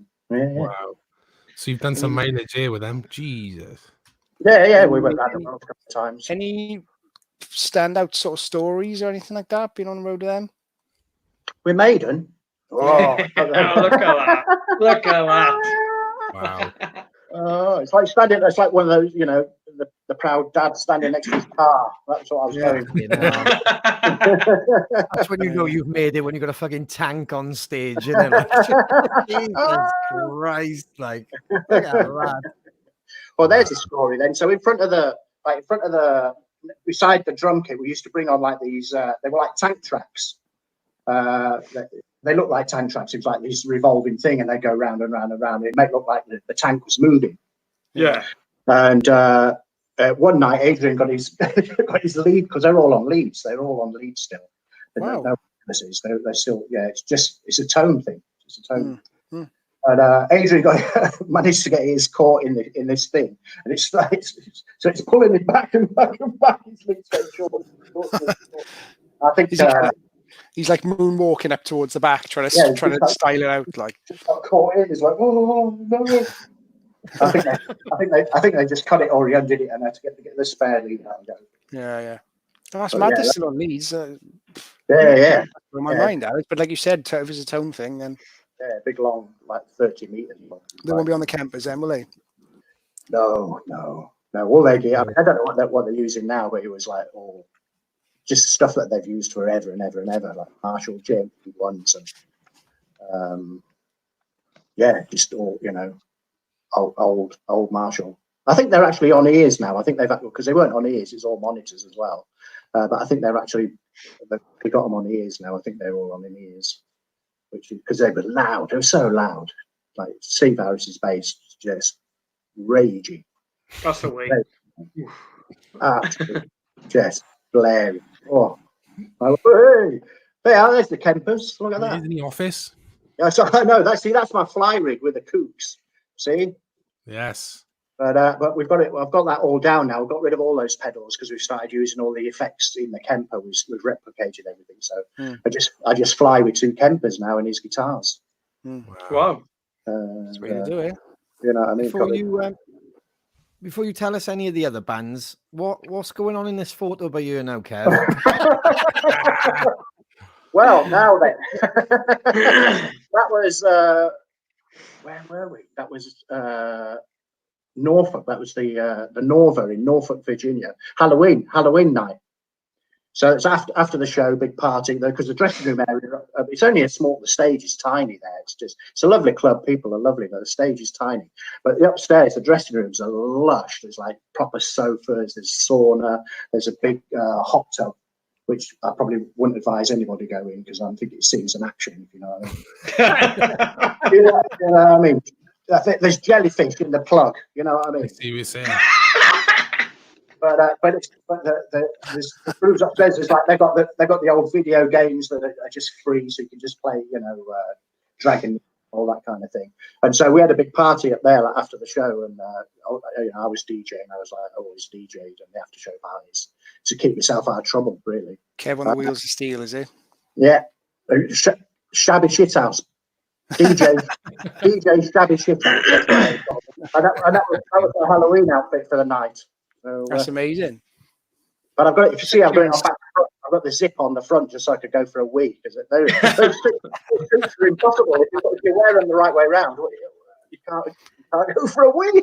Looks like you're in Slipknot or something, eh? I know it does. Yeah.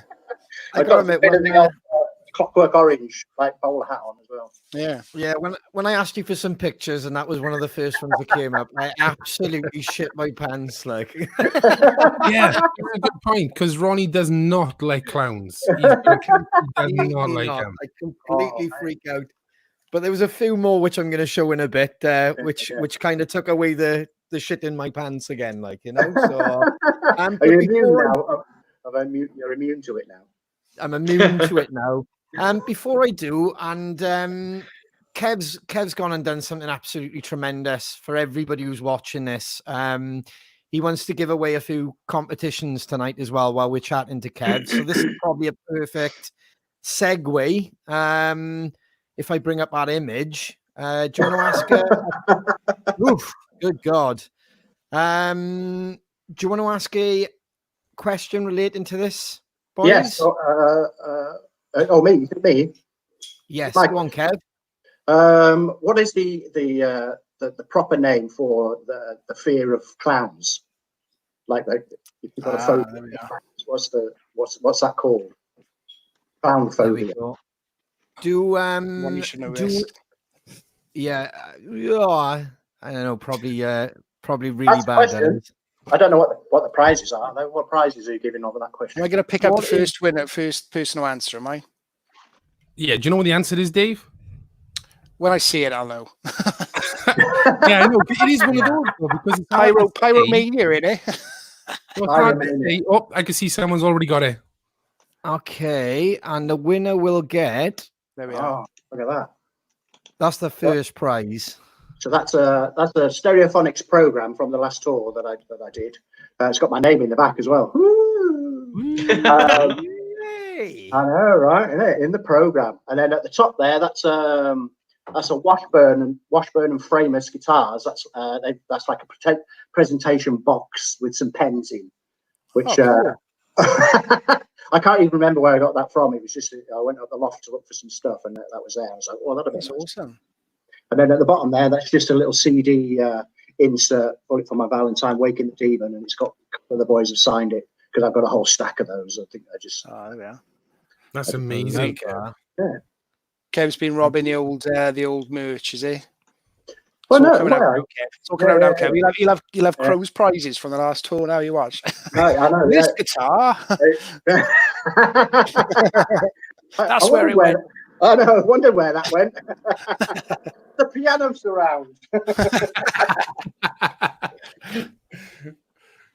And do we have a winner, Dave? Dave. Before you announce that, have another look because I'm pretty sure the name we both said first isn't right. Oh, right, okay. I love this bit. Well done, boys. The trouble we get in if we name the wrong person. I know. I'm like, I saw it. Last week's was brilliant. It's like, yes, and you've won. Way. Oh no, you haven't. No. Caused a bit of shit there. they got to keep buying t-shirts, Kev, because we're giving everything else away. I got no furniture behind me, man. To me, Lloyd, it was the original name, but maybe I don't know what's in something else. Hang on. Well, I've got one as well. Oh yeah, that's where I'm at, Lloyd. Yeah. Yes, I Yeah. am. Bring it up. Oh, right, then let's go with that then. Yeah. Should I bring it up? And the Yep. winner of that lovely bundle, which I'll bring back up now, is that correct? Frazzy. Yeah. Yeah. Frazzy. Hey, is he French? Is Frazzy French? I don't know, possibly. He's I- got I'm- one- I'm going to take a stab in the dark and say yes. Congratulations, Yeah. dude. If you send us a private message over to the Crow page, your address and stuff, we'll pass it on to Kev, and Kev can post that to you. That's incredible, Kev. Thank you That's so much. amazing. That gift is amazing. That prize. It is. And he's got One-offs and stuff, and like yeah, Are but you Kev got 3 bundles here. reimbursing all the postage on this, is it? What's that, dude? Are you reimbursing all the postage on this? we'll reverse. Yeah, the we'll do that. We'll do We'll that. Yeah, We'll do We that. all know. I'm only Yeah, joking, boys. I'm only joking. I love that. Kev has got 3 bundles. That's the first. There's another 2, and they're killer. It's absolutely incredible. Kev, thank you so much, buddy. It's all right. I was rummaging through the message drawer, really. Just going through the message drawer. Wow, I didn't even know I had that. That's brilliant. So definitely stay tuned in because there'll be a couple more absolutely amazing giveaways. Kev, if I bring this beautiful picture up there. See another bodysuit. I went through a phase of like those bodysuits. They're so comfy, man. I mean, they're a bit kinky, but they're so comfy to wear. like that punk or something, isn't it? That was a Lawnmower Christmas show. Actually, that was the last show I ever did with them. Is that the same gig as well, Kev? Ukulele. Merry Christmas, everybody. Yes. Yeah, it was rescue rooms in Nottingham. That was our Christmas show. Yeah. When we went, not reformed, but they did reform because we got have you got that picture there as well, Ron? The old the lineup. It was weird because we was out with Bullet, working, with Bullet, and Moose loved Lawnmower Deth. It was like, come on, we're playing Alexander Palace. Get the boys back together because we hadn't played for years and years. There you are. He was like, get the boys back together. You can support us at Alexander Palace. So I phoned up the boys. I was like, look, you rehearse while I'm away. I'll relearn the songs, while I'm away on the tour. And I've got us to show at Alexander Palace. So, and it happened. We walked off the stage after that, and Andy Coppin was there, and Paul Ryan. And as we're walking off, and they went, boys, you want to do Download next summer? We were like, oh! and that's what we did. And the boys have been, Lawnmower have been together longer now than they were originally, because of Moose, basically. That's brilliant. That's a that's why that's not that's why that's an older photo of Lawnmower, because that's from the reformed Lawnmower, as it were. For them back in the day. Amazing. Yeah, you can tell because I've got no hair, where I had hair back then. So would you wear the I don't know what you call it, the headpiece, like throughout the gig? Oh no, about one song it lasted. I couldn't breathe. All right. Yeah. And I had to cut all the fingers off as well because I couldn't play. Yeah, about one song. It's like, yeah.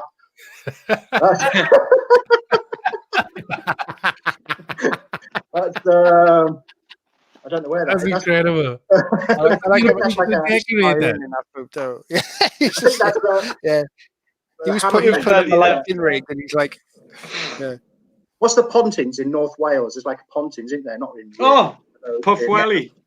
It's that's like where they have the Hammerfest. Is it Hammerfest? That's where the Hard Rock L was, wasn't it? Yeah. That's from there. Havana More. That's it. We played there. Yeah, we played there. As you see, I like dressing up. Love dressing up. We talked about a bit about Maiden, that you did guitar teching for them, and then obviously you left Maiden to join the boys that we grew up with. Yeah. Hence the connection how we made you, how we met you. Mm-hmm. So that must have been exciting times, yeah, mate. It was. See, I totally quit Maiden. I got so much stick for it. Everybody's like, "How can you quit Iron Maiden?" Now, my story, because I started with Maiden in 2005, and we did like up I don't know, like up until about September, and then they were going to have like, I don't know, 3 or 4 months off. So we get to like, I don't know, September, and the management phoned me up, and they're like, "What are you doing on Maiden's downtime?" I'm like, "Well, I don't know. I haven't got anything planned yet." They're like, "We've just got this new band, Bullet for My Valentine. Same management, Bullet were on Maiden's management. Do you want to help them out? Go out and ride with them?" "Yeah, all right, I'll do that." Brilliant, loved it from day one. Just the most friendliest bunch of people. Just straight away we just hit it off. It was like amazing. So toured with them, and then Maiden toured and managed to kind of flip flop, for a good few years really. Doing Maiden and doing Bullet. I missed a couple of Bullet tours, and then it was in America, and I was sat there. This was like the epiphany, because it was like, oh, I'm just loving touring with the boys. And Maiden was great, and I always thought it was going to be the pinnacle. I was working up and up and up. I want to work for a big band. And I got to Maiden, and I was like, yes, I've made it. I'm at the pinnacle, and I'm like, I'm just doing exactly the same stuff as I'm doing for the smaller bands, and it wasn't like this big, choir of angels singing. I made it. It was like I'm doing it. It was, you know what I mean? It was exactly the same stuff. Oh my God! I'm just working for a band. You know what I mean? They're just a band. So there I am in America.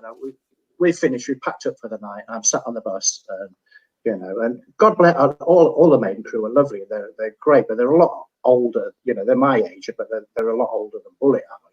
So that they would all come in and sit on the bus, and we'd put the telly on and watch My Name Is Earl or whatever. And we sat there, and I'm like, and I've toured with Bullet by this time, so I know that there's parties going, like, yes.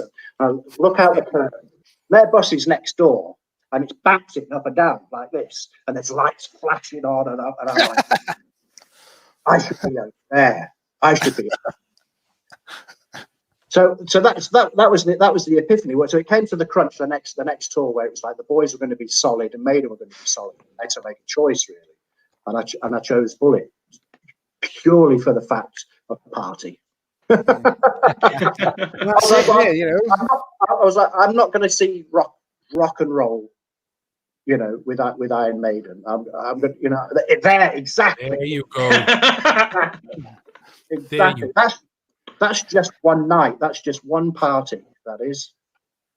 Oof. And we do that. Like a couple of tours, we do that. I mean, it wasn't just about, obviously we'd have this big party. We'd find, like I say, we'd find a room or whatever, and invite guests back, and support bands and whoever wants to come really, and the drinks would flow.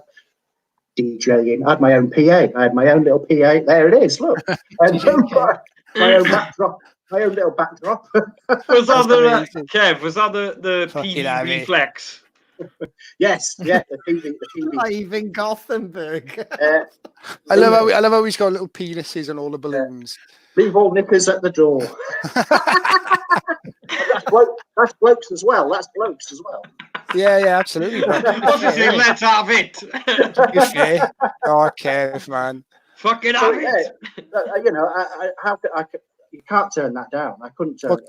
That's just I had to ride that wave. That was in my email I sent to Iron Maiden. I was like, well, thanks for everything. It was great, and no disrespect, but I have to ride this wave because it was a wave. Well, yeah, they suppose they were. You know what I mean? I suppose for you there, Kev. It is, like you said, they were up and they were sort of going this way when they were. As Maiden have always been since sort of 18. They've been at the top. Go on, Moose, laughing at that. Yeah, he was there. He knows. I mean, Maiden was, because it'd be the same every day. You know what I mean? It's because they're there, aren't they? They're there, like they've been there for years and years, haven't they? Yeah. but it's always, it's like a bit like Groundhog Day, because everything's always exactly the same. The set's the same. You know, my guitar stuff goes there, my guitars go there, and it's all exact. You know, the same every single show. And it's it's it's great. That's easy, but I like, a bit of a challenge, really. How the bloody hell are we going to get? How are we going to, like Bristol? How are we going to get our lot on there? You know what I mean? Oh, it's brilliant, though, dude. We had a few challenges on that tour, didn't we, Kev? Let's face it. You know what I mean? Like stood in the corner, like standing on like a box to get up to the deck, which is on a shelf. You know. I think the funniest part of that gig was we knocked the full octave lower, didn't we, on the bass pedal? Yeah, yeah. And it was such a confined space, none of us could tell. Actually, trying to get the guitars out and like banging them off of the lighting strips, because the lights are there. It's like, What was one of your favourite shows on the Point of No Return dates, mate? Oh, Wolverhampton. Yeah, we've said that as well, Kev. Yeah, Wolverhampton, without a doubt. It was proper. That was proper. That was. Yeah. There's old Kev, there I am. Look at that. Yeah, look, with my hand in my pocket. Having a little root around. I honestly think the funniest line I heard you say on that tour, Kev, was we were in Glasgow and you come over and you had your headlamp on. You went, "We'll let them know it's on." And you flashed it to Charlie out front of us and you went, "Oh, go on, boys, have it!" It's fucking on! Yeah, Kev, you're for all you do for us technically, like to go on stage and have you, and you give us such like an uplift before you go on stage. Oh, it's amazing. If you had those guitars, that's worth its weight in gold. That is, to give us that uplift like you did, and we were so buzzed after. I used to bash Moose around the face with like take my shoe off and slap him around the face to get him going. Come on, there! Can't buy that. When we were in Manchester and Shane went and got us a round of tequila, so I sat that one out, and I remember Kev, you just watched your head come from behind the amps and go, "Where's mine? Where's mine?" No, but I know what the boys are saying. Like Dave was trying to pick up on it. You are an incredibly humble guy, dude, and you, like Ronnie just said there, and you said you worked with some massive bands, and then when we had you on board, it wasn't just that we had someone who was killer on like guitars and stuff, tech and all that. You made me feel like, if there's a problem, you would sort it, and that's huge from a band. Do you know what I mean? Well, that's what I'm there for. It really is. But I remember saying to you after the Bristol gig, because personally it didn't go great. I was struggling on stage and stuff, and I remember giving you a big hug, and just you were just there, bro. You were like, yeah, well, no, we're all in it together. We're all in it together. You're the shoulder. You're the answer sometimes, and you ain't just a guitar tech, and you are worth your weight in gold, my friend. And we were over the moon that you came on that tour with us, and you're number one on our crew list. When we go again, like when we go again, hopefully. I know, right? We all just said that we leveled up, and that was thanks to you as well. You were a massive part of that, because like I spoke to you this morning, but I hadn't set that Wolves. I didn't tell you. I didn't cue you for that Wolves game. No. But I knew you were going to say the Wolves gig. That's why I kind of kept those photos there. And not just because of how many people were there, it's because of what you said in the van afterwards. Yeah. And it has stuck with us. We've said it in interviews as well, because you've been around, mate. You've seen so many bands. You've seen the Egos. You've seen everything, And what was beautiful is how you said that was a moment. You know what I mean? Yeah, for you to say that, you were like, I've seen you boys. You've been with us through the tour. You've seen the muddy parts of it where we were having technical problems and trying to adjust to new in-use and trying to be that better band for the CrowFamily, basically. You're trying to be that the step from a garage band, The other week when you were recording, like you don't want a glass ceiling when you're recording. So anything, you know what I mean? You take on anything. And it should be the same for live and everything you need to. Everything needs to be fine-tuned and perfect, because you don't want a glass ceiling. You know what I mean? You don't want to be Well, you know, restricted. just going around doing that. Yeah, we're great. We did the tour. You know, that tour, and it was ace. And you know, you can't have that glass ceiling in life either. You've got to, you know, you've got to step. You know, improve. You know, not just like playing, but you know, the show. Just you know, Yeah. the equipment, the way you present yourselves. You know, there's no glass ceiling. Full stop. Really, that's what I think. Yeah, Exactly. absolutely, Kevin. That's the Wise attitude, words, man. and Wise words. that is why you're with us. But you're open to that as well, though. Which you know, what I mean, it's, you know, I can say that I don't feel like you know I'm stepping on anybody's toes. Like I'm not, you know, saying, oh, you should do this or have you tried this? You know, you're always open to it, which is great. I think you know, it's brilliant. Absolutely, we're always listening to advice, and people who've been there and done it, and you know, taking stuff off. We're not stubborn or anything, are we? I mean, like, some people are quite stubborn in what they do, and this way or that way. We're not like that. Yeah, so you know, some bands are kind of set in their ways. You know, I wouldn't presume to like Stereophonics. I wouldn't presume to, or the Maiden. I wouldn't presume. Oh no, I did say like some stuff with Maiden. I was like, Yannick, the end of that solo, because he used to go, and then he cut it off and go back into the rhythm. I'm like, look, you've got two other guitar players out there. Let it, you know, let it wail. You can go and then come back in. So, oh yeah. So yeah, perhaps yeah. I thought he would have gone, who's this guy? Get him off my stage. Why is he talking to me? No, Yannick's great, man. I still message him. No, Geordie, isn't he? Geordie guy. Wolves were special for many reasons, because obviously we'd started up north, and we had some cracking times, and we were having the jokes in the van of Greg's and everything, and then we got the Wolves, and it was the first one where we could see your pointy finger, as you called it. Oh, this is great! I can tell. You know what I mean? You could guide people to get the gear on the stage, rather than us having to carry it up 4 or 5 flights of stairs in the cat house, and then you were there for the backdrop moment as well, which was our leveling up of the backdrop.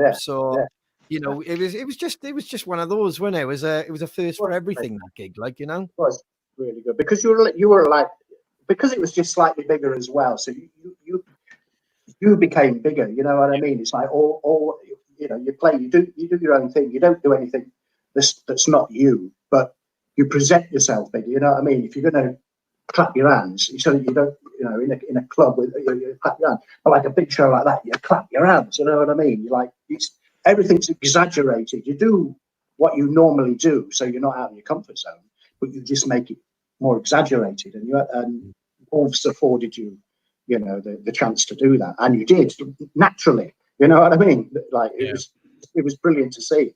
That's what I meant when it was kind of like that's you know, you came alive, you stepped it up, but you did it naturally. You took that situation, and you were just all more animated and bigger, but still being yourselves. You know what I mean? You just made it bigger. It was brilliant. It was brilliant. It was brilliant to see. It was brilliant to see. It was. I was like, whoa, you boys have done it. Nice thing for you know, like if you coming on tour with us because of who you've toured with and seeing a band at our level who are on the rise and you know, building a name for ourselves. Just seeing that. Yeah. That's a new kind of excitement. Never mind the partying and stuff like that. You know, it's a new kind of excitement, isn't it? It's witnessing.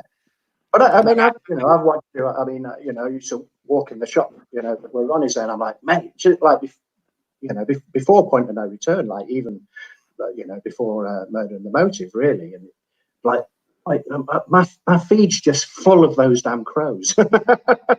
You know what I mean? So I've been watching the rise like for forever. Like it's just been a rise and rise on, really. I think, dude, like for me, Kev, it's like when I first met you, I was about 19, and like, it's incredible because like, I was a bit of a nuisance and pissed up in a bit of a pickle, Kev. But you kind of like, we always used to talk. Oh, I want you to tech for me one day, and it happened. Like when you hand me the guitar on tour, like walk, and I don't think I've ever mentioned this to you. I'd look at you and think, yeah, it's fucking happened. It's happening. So that was a really, really nice thing for me. It's kind of like, I don't know, you kind of like, like Obi-Wan. You know what I mean?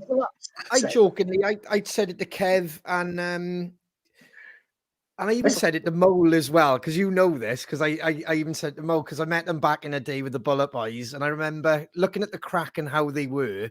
He hasn't changed. He hasn't changed from 10 years ago how he was with the boys and the motivation and stuff. And I remember saying to Moose now, one day we'll have, and Shiner as well, one day we'll have Kev, we'll have Mole. Yeah. Well, that's what Moose said. That's what Moose said about the Maiden crew. It's like, because they toured with Maiden, like in America, and I was working for Maiden. Was a tour I kind of helped them out, but I was doing Maiden.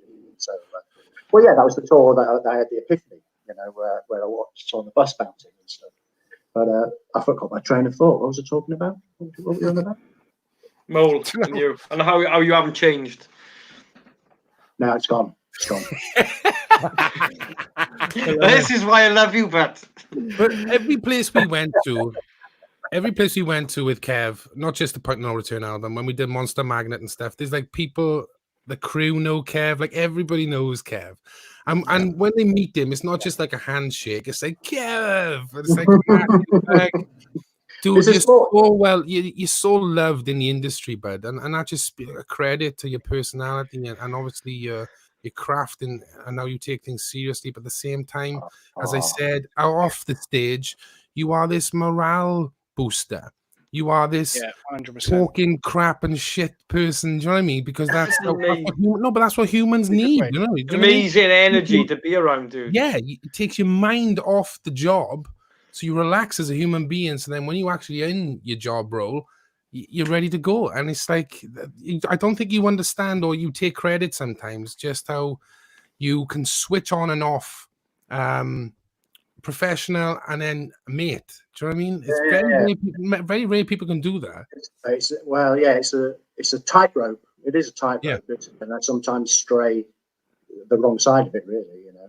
But with Bullet, I strayed, you know, well into the friendship thing. Really, you know. But it's going to happen, isn't it? It's going to happen. You all live together. You do live together for weeks on end, and months on end. You know, you sort of live in each other's pockets and. Yeah, it's inevitable. Greg's for breakfast, isn't it, boys? Greg's every morning, wasn't it? For Greg's for breakfast. I had a pasty from Spa this morning. That's as good as I can get at the moment. Which is really Spa. The steak slice is lush, man, from Spa. Really? So, Kev, was there any sort of? It doesn't matter who you were on tour with. Was there any moment where you were like, oh shit, like there's no answer? Do you know what I mean? Like something's gone wrong and you're like, oh no, I haven't got a clue what to do yet. Anything gone so bad where you're like, get me out of here? Yeah, but not that I couldn't fix. I mean, I've given guitars, you know, that are totally out of tune. In tune, but in the wrong key, you know. I've like completely, like Kooks, I did it. It was acoustic guitar and it was like half step. Perfect. It was a half. It happens to the big boys too. It was a half step out. I was, mate, sorry, transpose.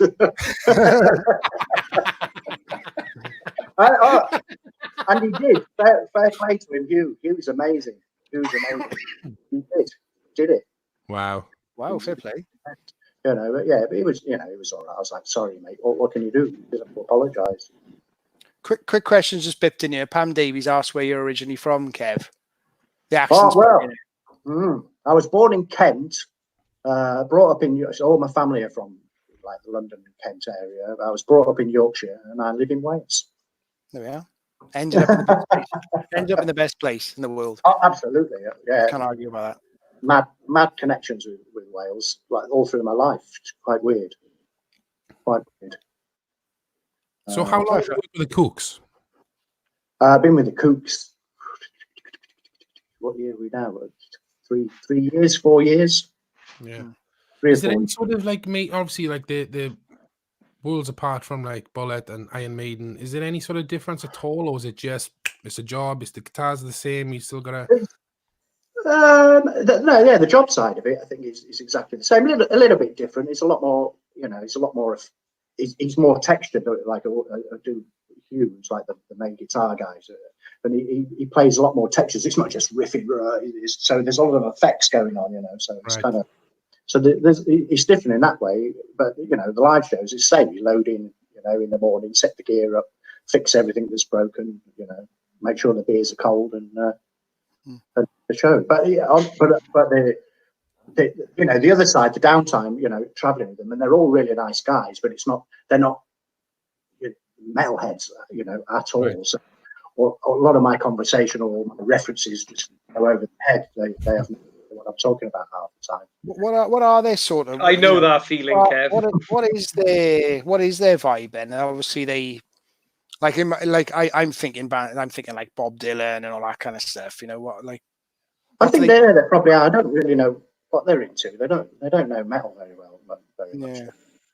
I can't imagine that really. See, it's weird, isn't it?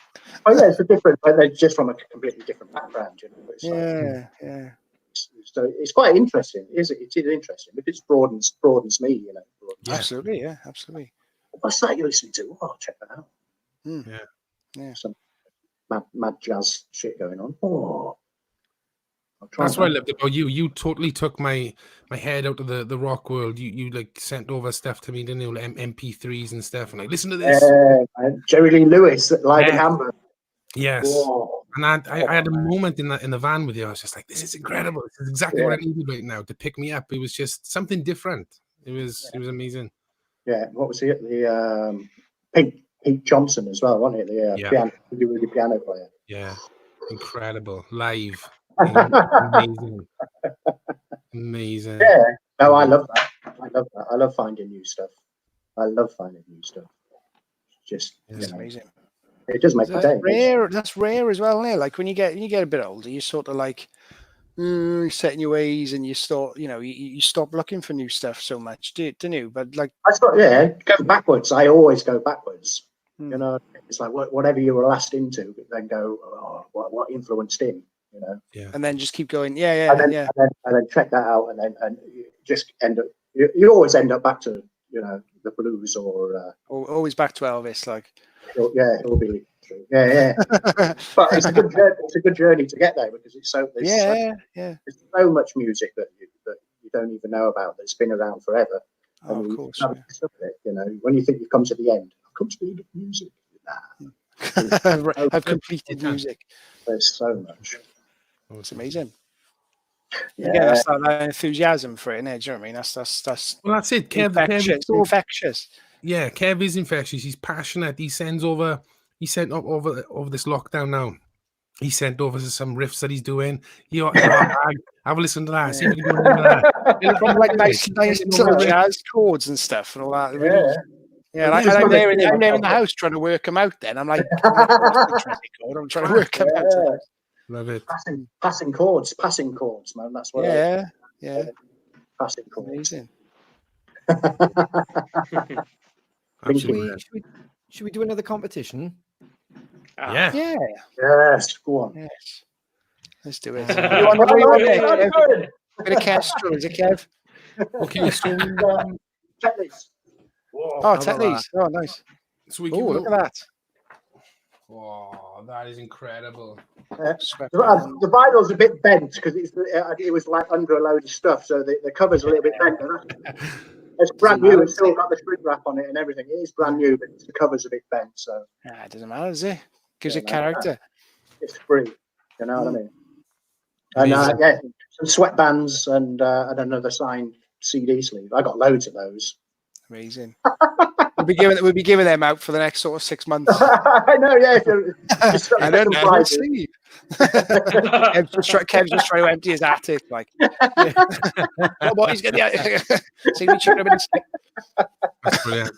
It's true. We'll do a lyric competition then to win this bundle. So what's the next line after this one? Hide the truth and watch you fall apart. What's the line that follows that? Hide the truth and watch you fall apart. What's the next line after that? And you will win that awesome bundle that Kev just put up. Look at that. Yeah. There we go. Fantastic. My bed sheets I look love all right, that. aren't they? I'm keeping an eye out for this. While I put that up then, Kev, that reminded me of this. There's a really cool story behind that as well, isn't there? Oh, crikey. Yeah. That's Supergroup. That's my other band, actually. Yeah, I forgot to mention Supergroup. So that's me and Richie, who was Matt's tech, Calvin, who was Jay, who was in the band in Bullet at that time, and Moose. We were in Mexico. And because we always used to jam, like get to rehearsals and stuff. Moose would always come in early to warm up, and so we'd always like work out some tunes because we'd all be there like setting the gear up. So we'd always jam. So we would get worked up some songs and that. We were just always playing sound checks. We'd play.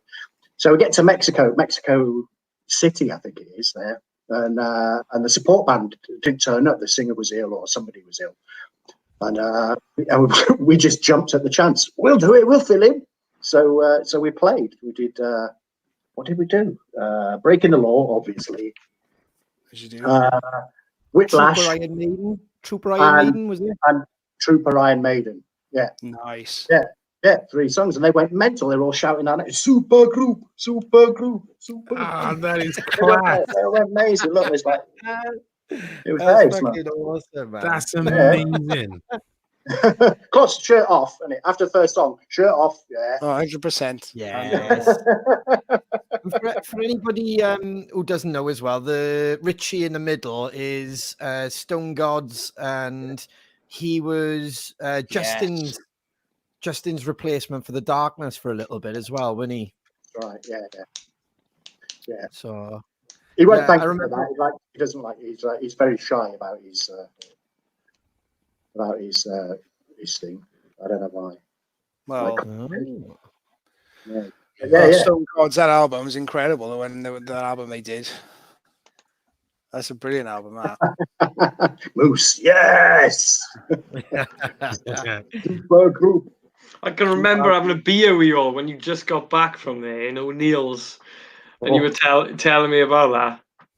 He's probably winding down. We used to wind. Me and Moose used to call it winding down. We'd like go out in town and get absolutely hammered because we'd be like drinking, all that Jägermeister's there, and so our tolerance is always up. We were, we could drink. We come off tour, we could drink. We'd go out. Come on, boys, let's go out. We're back, and just floor everybody because we'd be like Jaegers, yeah. Wouldn't touch the sides because our tolerance is up, and everybody's just like, oh, I can't do anything. We used to call it it's like Ozzy. I think Moose read it in a Ozzy interview. He used to go home when Ozzy used to go home and like kill chickens and stuff, like a shotgun or whatever. And he used to call it winding down. I'm just winding down from the tour. So we like pinch it, go out and get absolutely slaughtered. Yeah, we're just winding down from the tour. Getting thrown out of oboes and stuff. Oh. Why not? Everyone does. We've all been there. You've all been there, Lloyd. Oh, I've been there a few times. A fucking few times, all right. Oh, Les Diamond's been down them stairs, boy. Les diving, not Diamond.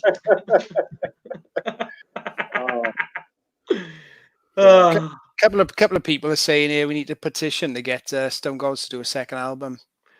Yeah. Oh, definitely. Let's get on it. Got the connection there. Let's do it. Give him a little nudge.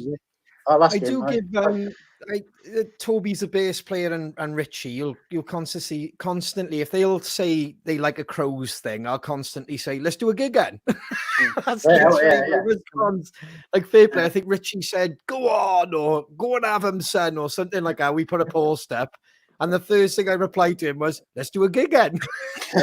I've seen that. Just copy and paste. Let's do a gig again. Let's do a gig. And it's the same with Toby, the bass player. I don't know the other guys, but it's just those two. And then, like I said, especially with Toby, he'll say, that's cracking, well done, up the CROWS or whatever. And I'll go, let's do a gig again. Grind them down. Grind them down. I'll work on Richie, you work on Tobes. Grind them down. Grind them down, right, man. Right, we got an answer for that question. Cool. Okay. Back into that. So the line was, hide the truth and watch you fall apart. The following line was, it's the lie that eats away your soul, my friend. Who are they, boys? Lloyd? Elizabeth Allen. Elizabeth Allen, congratulations. Well Hold done, on, my well love. done. Please get in touch with your address and These stuff, people, and these people know the lyrics tonight. It's good. we'll pass it on to Kev. Look, that's the bundle you've won. You Look at that. lucky lady. Look at that. Bullet stuff. Yeah, that's well cool. Amazing. Congratulations. Thank you so much, Kev. We've got another bundle from Kev. It's incredible. Kev's having a bit of a clear out. Should we give him a little preview of it? Go for it. My Let's give pension him fund I'm giving this is, away then. this is cracking. This is. I wanted to enter this one myself. Like, it's bloody, Oh, look at that. Oh, look at all these passes and picks. Oh, look and- at that. look at that. Look There's at loads that. in there. It's There's like- another inlay look. yeah, another. Yeah, machine head picks there, Kooks picks, bullet picks, in flames. I don't know what else. Bring it up again, Ron. I can't remember what else is on there. Phonics. There's a couple of stereophonics picks. Maiden. There's a couple of Maiden picks. Obituary. Bring Me the Horizon. That's amazing because we know a lot of people on here do collect picks tonight, so that's going to be a pretty sweet little prize there. Yeah, look at that. And the old Those Damn Crows Christmas show. See? Yay. Uh-huh. Good old days. I love that. I love That that. was 4 gigs ago, that was. Feels like. I know. I Before we was get looking to for, that, I was looking for the. Story of that. No, there's You a must funny wanna story. That's a funny Oh, story. that's there, disturbing. That's that's what I was incredible. going to say. Before we get to that, before we give that away, what's going on here, Kev? Well, it was. I can't remember where that was. That's. But it was Bullet again. That was Bullet again, obviously. But I think it was last night of the tour. We had a funeral out supporting us, so that was my outfit for. You know, the like the end of tour shenanigan. While they were on, I just kind of walked across the stage. I think probably with a tray of Jägermeisters, you know. But that was the outfit. Just kind of.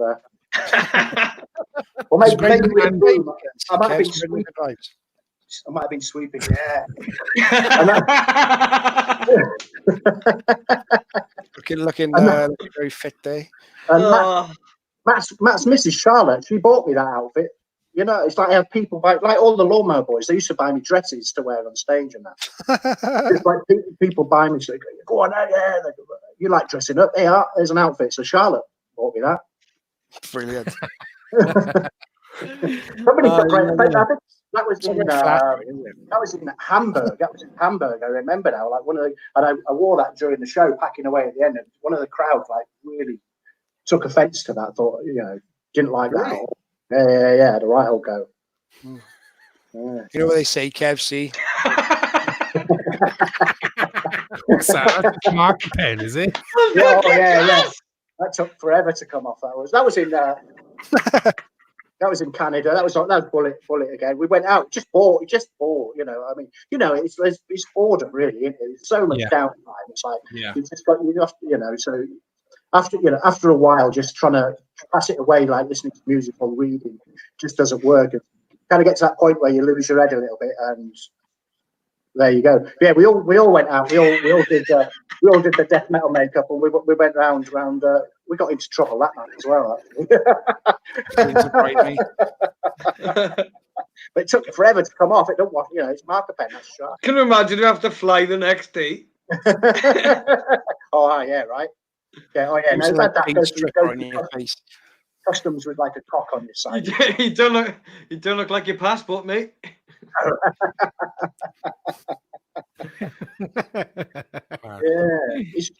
It's boredom really. It's just trying to while the time away. If you like supporting like the boys, like starting up. Once they started going up, you can do your own shows. But if you want to reach the next level and up it, you've got to support to reach new fans and stuff. We did loads of like tours in America, like kind of package tours, where it's like so it'd be like Slipknot or Avenged and blah blah blah, Lamb of God or whoever and ever. And we'd be like second on, so you'd be on at like 7 or something. You know what I mean? Off at 7:30.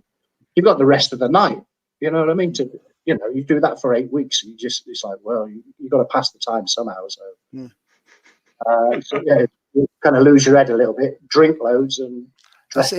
It's a different game, isn't it? Drink loads and Being dress a support band, isn't it? Like Yeah. support band, last in, first out. Like let's buy support headliner band, first in, last out. Exactly like it. Deadline, and you load in. I can be there all day, working on stuff and getting it right and do the show, and then it's late then, and everybody leaves and you go to bed, and that's like, yeah, good, keep out of trouble. Supporting, it's like the main band don't want you in until I don't know, 4 or 5 o'clock, so you load in, set up, do the show straight away, and you're off, and that's you're like, right. Yeah. Right, well, I've got all evening, and I don't have to actually go to work until 4 o'clock tomorrow afternoon. So let's get fucked up. Isn't it? Yeah, absolutely. Yeah. And those boys thrived on it. It wasn't just me. It was just we took full advantage of of just rock and roll being young. Yeah. I mean, some of the stories, like you just, it's like the dirt, isn't it? Like Motley Crue on that. Yeah, I think we can't go We there. we tried to kind of have a piece of that, really. Yeah. I can't do it anymore, Kev. You can't do it anymore. Of course you can. Too many mobile phones. Of course you can.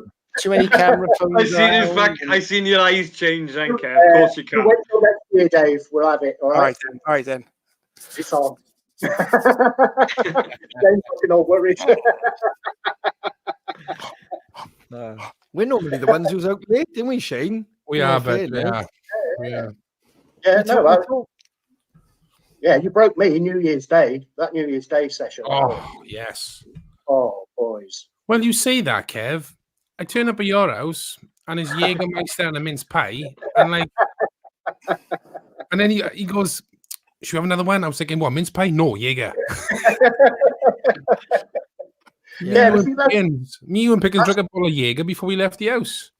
Well, that was a throwback to Bullet, because it's like, so back in the day, oh yeah, Kev drinks Jaeger, so, and so I'm still getting Christmas presents now. Oh, Kev drinks Jaeger, so, I had like 3 or 4 bottles for Christmas. I don't really drink Jaeger anymore. Those days. I'm working for pop bands now. So I messaged everybody around. I'm like, boys, I've got all this Jaeger I need to get rid of. So I sent the message around. Shane came around with a few of the boys. Yeah, we did a bottle. Yeah. Before we went out. Yeah. And your mother's mince pies were incredible. Whoa. Who knows it? Yeah. Amazing combo. How many did you eat? When I brought some to rehearsal, how many did you eat? Oh, mate, I had the whole tin. It was a quality street of tin full of them. Yeah, I just love cake. I got to stop in, man. 17 stone.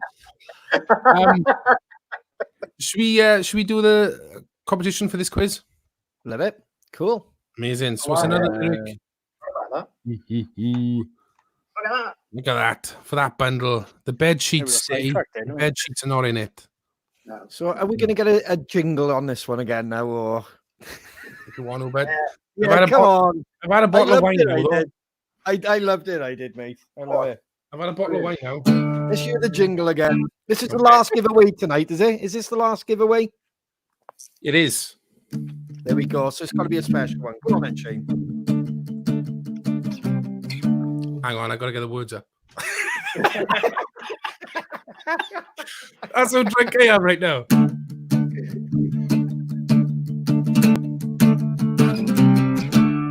Tell me the lyric. Give me the lyric. What's the next lyric? It's lyric time. Tell me the lyric. Give me the lyric. What's the next lyric? It's lyric time. What's the next line? What's the next line? What's the next line?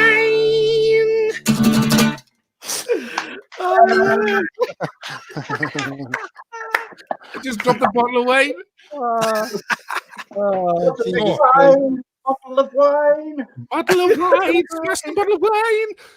Right then. So the lyric is, why wouldn't you make the most of it? Why wouldn't you make the most of it? What, you give away the answer then? Good question, then. What's the lyric that follows that? Why wouldn't you make the most of it? Why? For that bundle. For that bundle there. Ooh, What's the next line? What's the next line? What's this picture about then, Kevo? That's James Hetfield. Oof. Yeah, that's you know what I mean. I got on stage for Metallica. That's awesome, mate. I think that's I don't know where it is. I think it was when I was working for Lost Profits. But yeah, we supported Metallica for around Europe for a spell. I think with Slipknot as well. But yeah, I managed to get up on stage. I was like, whoa, there's a snap. Yeah, brilliant. Yay! That's all the phonics. That's all the fun. That's not all the phonics crew, but that's some of them who made it to the photo anyway. It's a big old. How many trucks do we have? We had about 8 trucks, I think. Wow, what a production! Yeah, no, it's insane. Massive. It's massive. That's massive. Look at that. That's incredible. Shiner, you've got a Kemper. You could have had one of them. Try getting that in the overhead bin on a plane, innit? Is there anybody you would have loved to guitar tech for, Kev? Oh, that's my question. That is, if there was anybody, you know, well, only because they like my heroes, like either AC/DC or Brian Setzer, really, just because I be able to watch them for free every night, you know. Yeah. Yeah, I think that'd be it. But you know, but it might be horrible. You know, I don't know. That's only because I like them. You know what I mean? Yeah. I would have worked for you boys because it's going to be ace. I'm gonna have you sign something, I am. It's going to that effect. It's going to be a ride, isn't it? It is going to be a ride. Oh, aye. Yeah. Oh, I can't wait. It's in the air. It's going to be, you know. Yeah. But Well, that's I mean, there's no, you know, because I thought like I said, I thought Maiden was, you know, yes, this is the big band, you know, the biggest metal, you know, one of the biggest metal bands, and I was like, oh, it's nothing. It's no different from working for, you know, Rotting Christ. You know, who were a great band. Who were a great band. Signed to Ureg, they were, weren't they? Well, they might have been on here, right? No, I don't know, or Nuclear. You know what? I genuinely thought you made that name up, then, Kev. I was in a completely different shock. I thought we were talking about. Real I band genuinely. from Greece. They might have been on Central Media, I think, perhaps. I did all those. Rotting Christ. Well, that's where you met Bobo, wasn't it? Yeah. Like I used to do all those death metal bands, like back in the day. That's where I started. You know, did like all the Central Media bands and you know, Deth, Cannibal Corpse. I did Cannibal Corpse for a good 3 or 4 years. Corpse Grinder. Yeah. Well, no, it was basically Chris Barnes. Chris Barnes was in the band. Yeah, Barnes. Back in the day, like.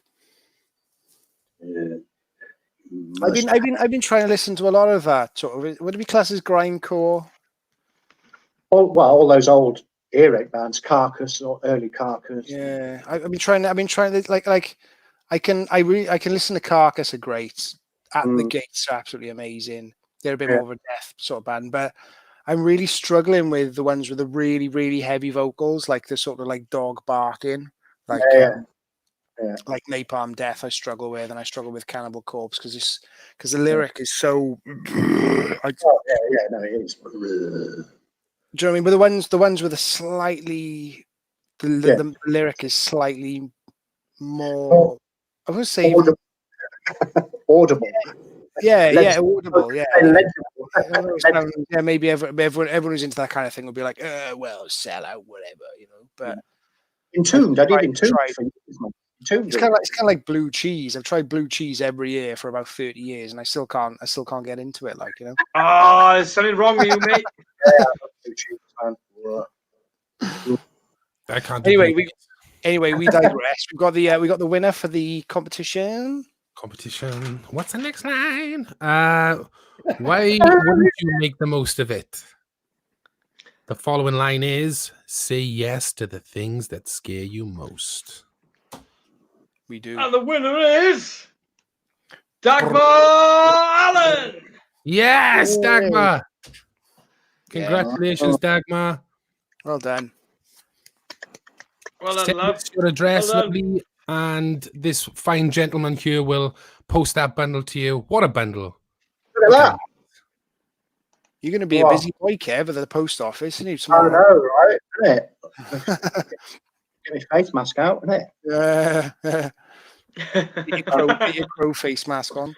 We've got all your details, Kev. We got all your card details, so we'll just transfer some money over for the post and packaging. Yeah. Get the old hedge cutter's visor on, Kev. Oh yeah, no, well I've got one from a chainsaw when I bought my chainsaw. Yeah. The still one, the big orange one. Yeah, I've got one from a chainsaw, so I'll be all right. Then I think I'm going to rob the place, going to the post office, one of those on. So I'd take the chainsaw with you as well. That will maintain a good, safe 2 meters. Yeah, no problems there. Hey, don't mind me. Stand back. Yeah, second class. Oh.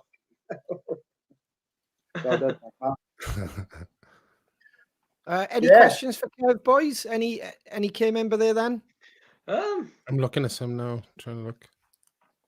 Just before we say goodnight, I seen loads of questions come up for you, Kev, but we were too busy listening to you, buddy, with all the stories. That's the thing, isn't it, man? It's like we're so embraced, you're into the moment, isn't it? Yeah, you know? it's a tricky one. You get so embraced. It's amazing. Ignore that. What have we got? Oh, What's this, Kev? I sent that one to Ronnie just because I just wanted to big up Wales. That's Rossilli, that is. Yes. Yeah, beautiful. I mean, look at that. That's just, and that's not like, there's no filters on that. I just took that on with my phone. Immense. Oh, silly. Absolutely. I mean, look at that. Yeah, beautiful. Amazing. And that's just one. The whole of the coastline of Wales. The Gower is just like such an stunning. amazing place, isn't it? I feel so lucky, so fortunate to. I used to go down there as a kid all the time. Absolutely love it there. Southern Down. Shane was talking about Southern Down last week. I was like, oh, I love Southern Down, man. I absolutely love it down there. I should be working down there this summer, but obviously can't do anything, can we? So. Oh, that's right. Yeah. I've got a question for Kev. What's this about a snake? Oh! I sent you a pic. Go on, but put that picture up. Oh, is it really? That picture lined up. Is it really? Oh, yes, man. which one? One with the snake. Oh, is it, Kev? Is it? Snake pictures. I don't think I got that one up. The problem is I could only load so many. So Shiner's bloody cheese. Was it really? Was it a snake? Was it? Oh, which one? It was Lloyd, like looking about 12, holding a snake. We had a mad night and we went round to a friend's house. Oh man, no. There was loads I had to leave off there. The ones of like Shiner drunk and me and Shane and stuff. Yeah, I had to leave them off only because sadly, like the amount of cheesecakes and dress like a crow and everything, my computer was giving up towards the end. Like, we had like I sent a picture of it was a mad night. We were around a mate's house and I sat on the sofa. I looked to the side and there's this like gas cabinet with a snake. I hate snakes. I must say. Oh mate, I was like, when you inwardly jump, where you jump within yourself, it was one of those, you know what I mean? Where your body jumps within yourself without actually moving, and you feel sick. Oh no! And we were hammered, weren't we? We was hammered. I was like, right, come on then, let's break this phone. Let's get a snake on. He got it out, and I was and I put it out, and it was amazing. It was so kind of muscular. I can remember you feeling good. Oh, it feels beautiful. And so Lloyd had to go as well. He was like, "Yeah, go on then." And I got a couple of pictures of Lloyd. Like that's something strong. But yeah, to get it up next time. I wouldn't do it sober. I don't think. It was, I'm still not over that phobia. I hate snakes. So way. More of the story, Kev. Don't get my snake out in the back of the van. Huh? Don't get my snake out in the back of the van. Is that what you're telling me? Yeah. Well, yeah. No, your snake will be all right. I think. All right, fair enough. All right, okay, that's right then. Well, worry then, Kev, Kev. a question for you. What's Kev's favourite guitar or guitar he's done tech for? Oh, my favourite guitar, Gretsch White Falcon. Oh, nice. Just because I mean, I love rockabilly. I love rockabilly music, and that's just, you know, just the guitar. The favorite guitar I've worked on. Whoa. I don't know. No, there's good work. Hey, well done, Lloyd boy. Look how young you are there. It was a good night. I shit my pants It's very muscular. twice out. I don't know what the favourite guitar I've worked on is, but yeah, if I could have a guitar, I'd have a White Falcon. Didn't Billy Duffy used to use a White Falcon or something similar? With his sort of the sort of delay and all that on it. And, but more for the rockabilly thing, really. I think. Yeah. Oh yeah. I can see you playing one of them, Kev. We'll save up and get you one for your birthday. But to work on, probably not a Gretsch, because all those hollow bodies really are, you can't get into them. You have to work through the F hole, you know, to get. Really? No back on them, is there? Like if your like volume pop went, you just take the back off, you know, pop it out, solder it back on, and replace it. There's no back plates on like hollow. Oh no, not Shiners. It's a semi-hollow, isn't it? Yeah, and I think has it got? It's got that like a plate you can pull it off. Yeah. But like, you know, like a Gretsch or whatever, you've got to go through like the F hole. Of course. You have to kind of undo it, tie a bit of string on it, and then let it through, and then kind of pull it through the F hole, and then put the new one on or whatever, and then tie the string, and then retie the string, kind of. Yeah, it's a nightmare, absolute nightmare. That's not user friendly, is it? Like then I got 4 of them coming tomorrow. We're just going to start playing them, Kev, just to wind you up. Yeah. I'll send them off. I've got a friend. Yeah. Yeah, they're a nightmare. But that's what I'd have anyway. Awesome. If I could afford one. Slamming. So we're on 2.5 hours now, guys. Doesn't time fly when you're enjoying yourself? Flies, isn't it? But yeah. How are you coping before you go, Kev? How are you coping in this strange time, mate? Because obviously you were going to be busy throughout the summer. I know there's some stuff you can say, some stuff you can't. It's the whole politics of the industry, but is it same as being in a band or an agent for you? Is it gone? Everything's gone. Everything's gone. I've got no work for the foreseeable future. It's all gone. Yeah. It's all gone. It's crazy, isn't it? Absolutely crazy. It's quite scary. It's quite scary. I can tell you one thing, or obviously, like we all know similar people in the business and that, and they've all been saying to me next year is going to be a mad one, not just for bands and for the rock scene when it comes back, and for the metal scene, for the punk scene, for every scene. When concerts come back, you're going to be in high demand. I mean? Yeah, I'm sure. Because there was bands on cycle, bands off cycle. It's become a kind of a theme with everybody who's come on the show explaining that to the CrowFamily. Like, do you know what I mean? But yeah, everybody. That's why we're booking you in now, Kev. Yeah, I mean, it is true because there's you know, they make a joke about like, you know, everybody's going to come out and it's going to be blazing and concerts are back on, but there's got to be enough good crew going round. There's got to be enough. There's got enough stage to do it. I mean, you know, places are going to go under, man. I think, you know. Yeah. It's I don't think, you know, we realise, even if have a vision of how bad it is going to be. I think, you know, I think we're going a lot longer than we think it is. Like for our industry, you know. Yeah, it is, and it's gonna change the industry slightly as well, isn't it? Like from all angles, we're gonna see a different. Different industry. It's going to be very, very strange. I think it's weird. I was talking to my parents about this. Like, there's going to be history books in like 20, 30 years' time, and it's going to be snapshots of this was the so-and-so that caused this industry to collapse or this industry to change, or, you know, we just live in it. Like, you know what I mean? It's going to be one of those books that school kids are going to look at, you know, and I mean, clubs, you know, struggling to, you know, anyway, those clubs closing down and, you know, pubs and your little music were all closing down before coronavirus. And, you know, those ones that, you know, who survived that but are now hit by coronavirus, you know, it's depressing. It depresses me. I have like good days and bad days. Today I was all right because I was like, yes, I'm right on the show. But like over the weekend, I was like, oh man, it's just ends. Same for us, Kev, man. It's the same for us, but it is same for us. Yeah. No, some days I'm like, oh, cool, and go out and doing something, and I'm like, just the furthest thing from my mind, and then I'm sitting there, and I'm just like, yeah. When you think about after it, the show last week, Tuesday last week, after the day after the show, I was just like, I had such a down day on a Wednesday. It was just like, I thought you nipped off a bit quick last going off. Yeah, it was a bit of a weird one, like for me, but for those reasons, Kev, you know what I mean? Like it just, you gotta. I mean, I hope I'm wrong. I hope it all bounces back, and I'm sure it will. But it's like sometimes the pessimist in me just kind of takes over, and I'm like, oh, we're all doomed, Yeah. He like what's his name, Fraser off Dad's Army. Yeah. We're doomed. Yeah. Anyway, on that note, I'm off. Thanks. Tell us a gag to go out on, Kev. Yeah, I was going to say before you go, I think we're all doomed.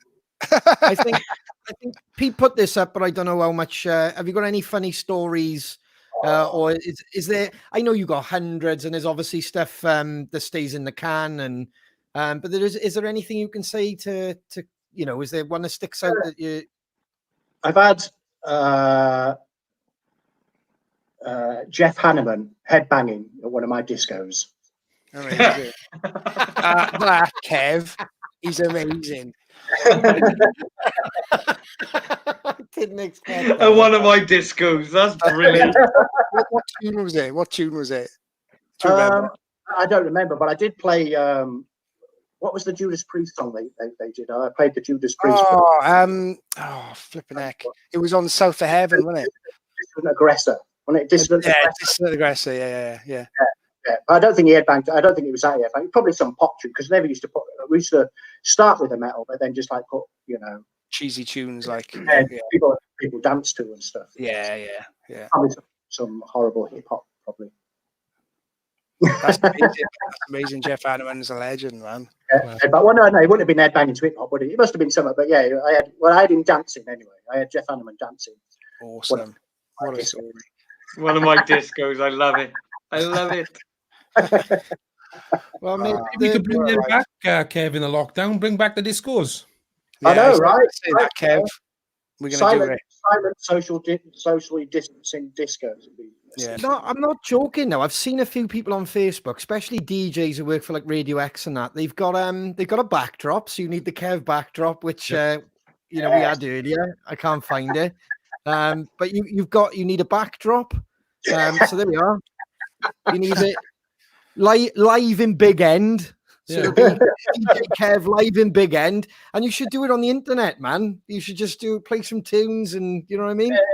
Yeah. People jump in and just have see if Kerry King will get in this time. Kerry King never came to the parties. Dave Lombardo was always there, and Jeff was there. He was with Moose, was he probably?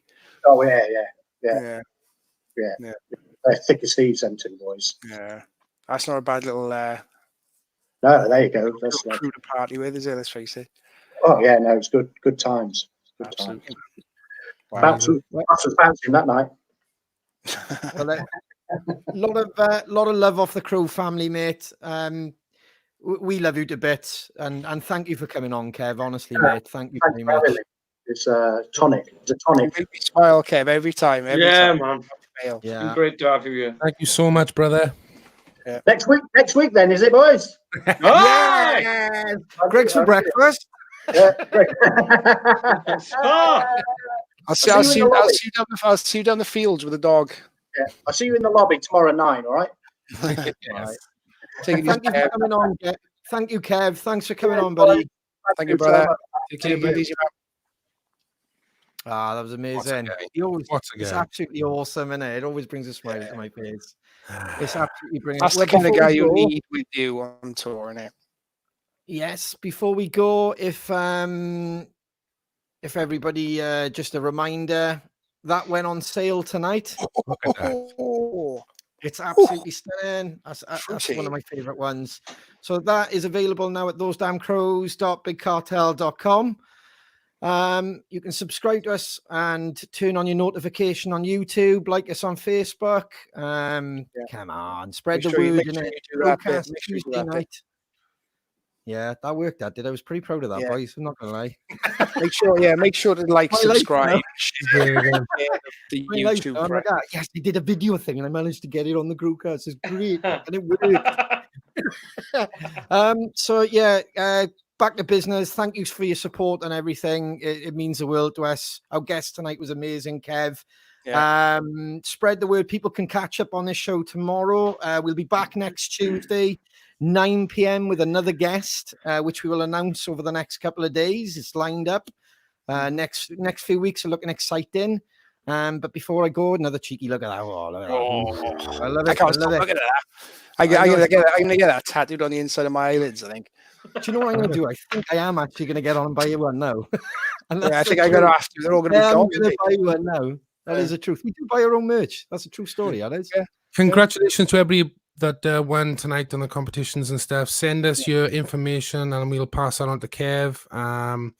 And to the person anonymously giving a gift away, incredible. Thank you so much. This show is for you guys. So the more you give, the more we give back. And it's a wonderful thing. And we can't wait to go for number 9 next week. Great guest next week. I'm out. I'm out Me too. Cheers, Have a guys. great day. Thanks, guys.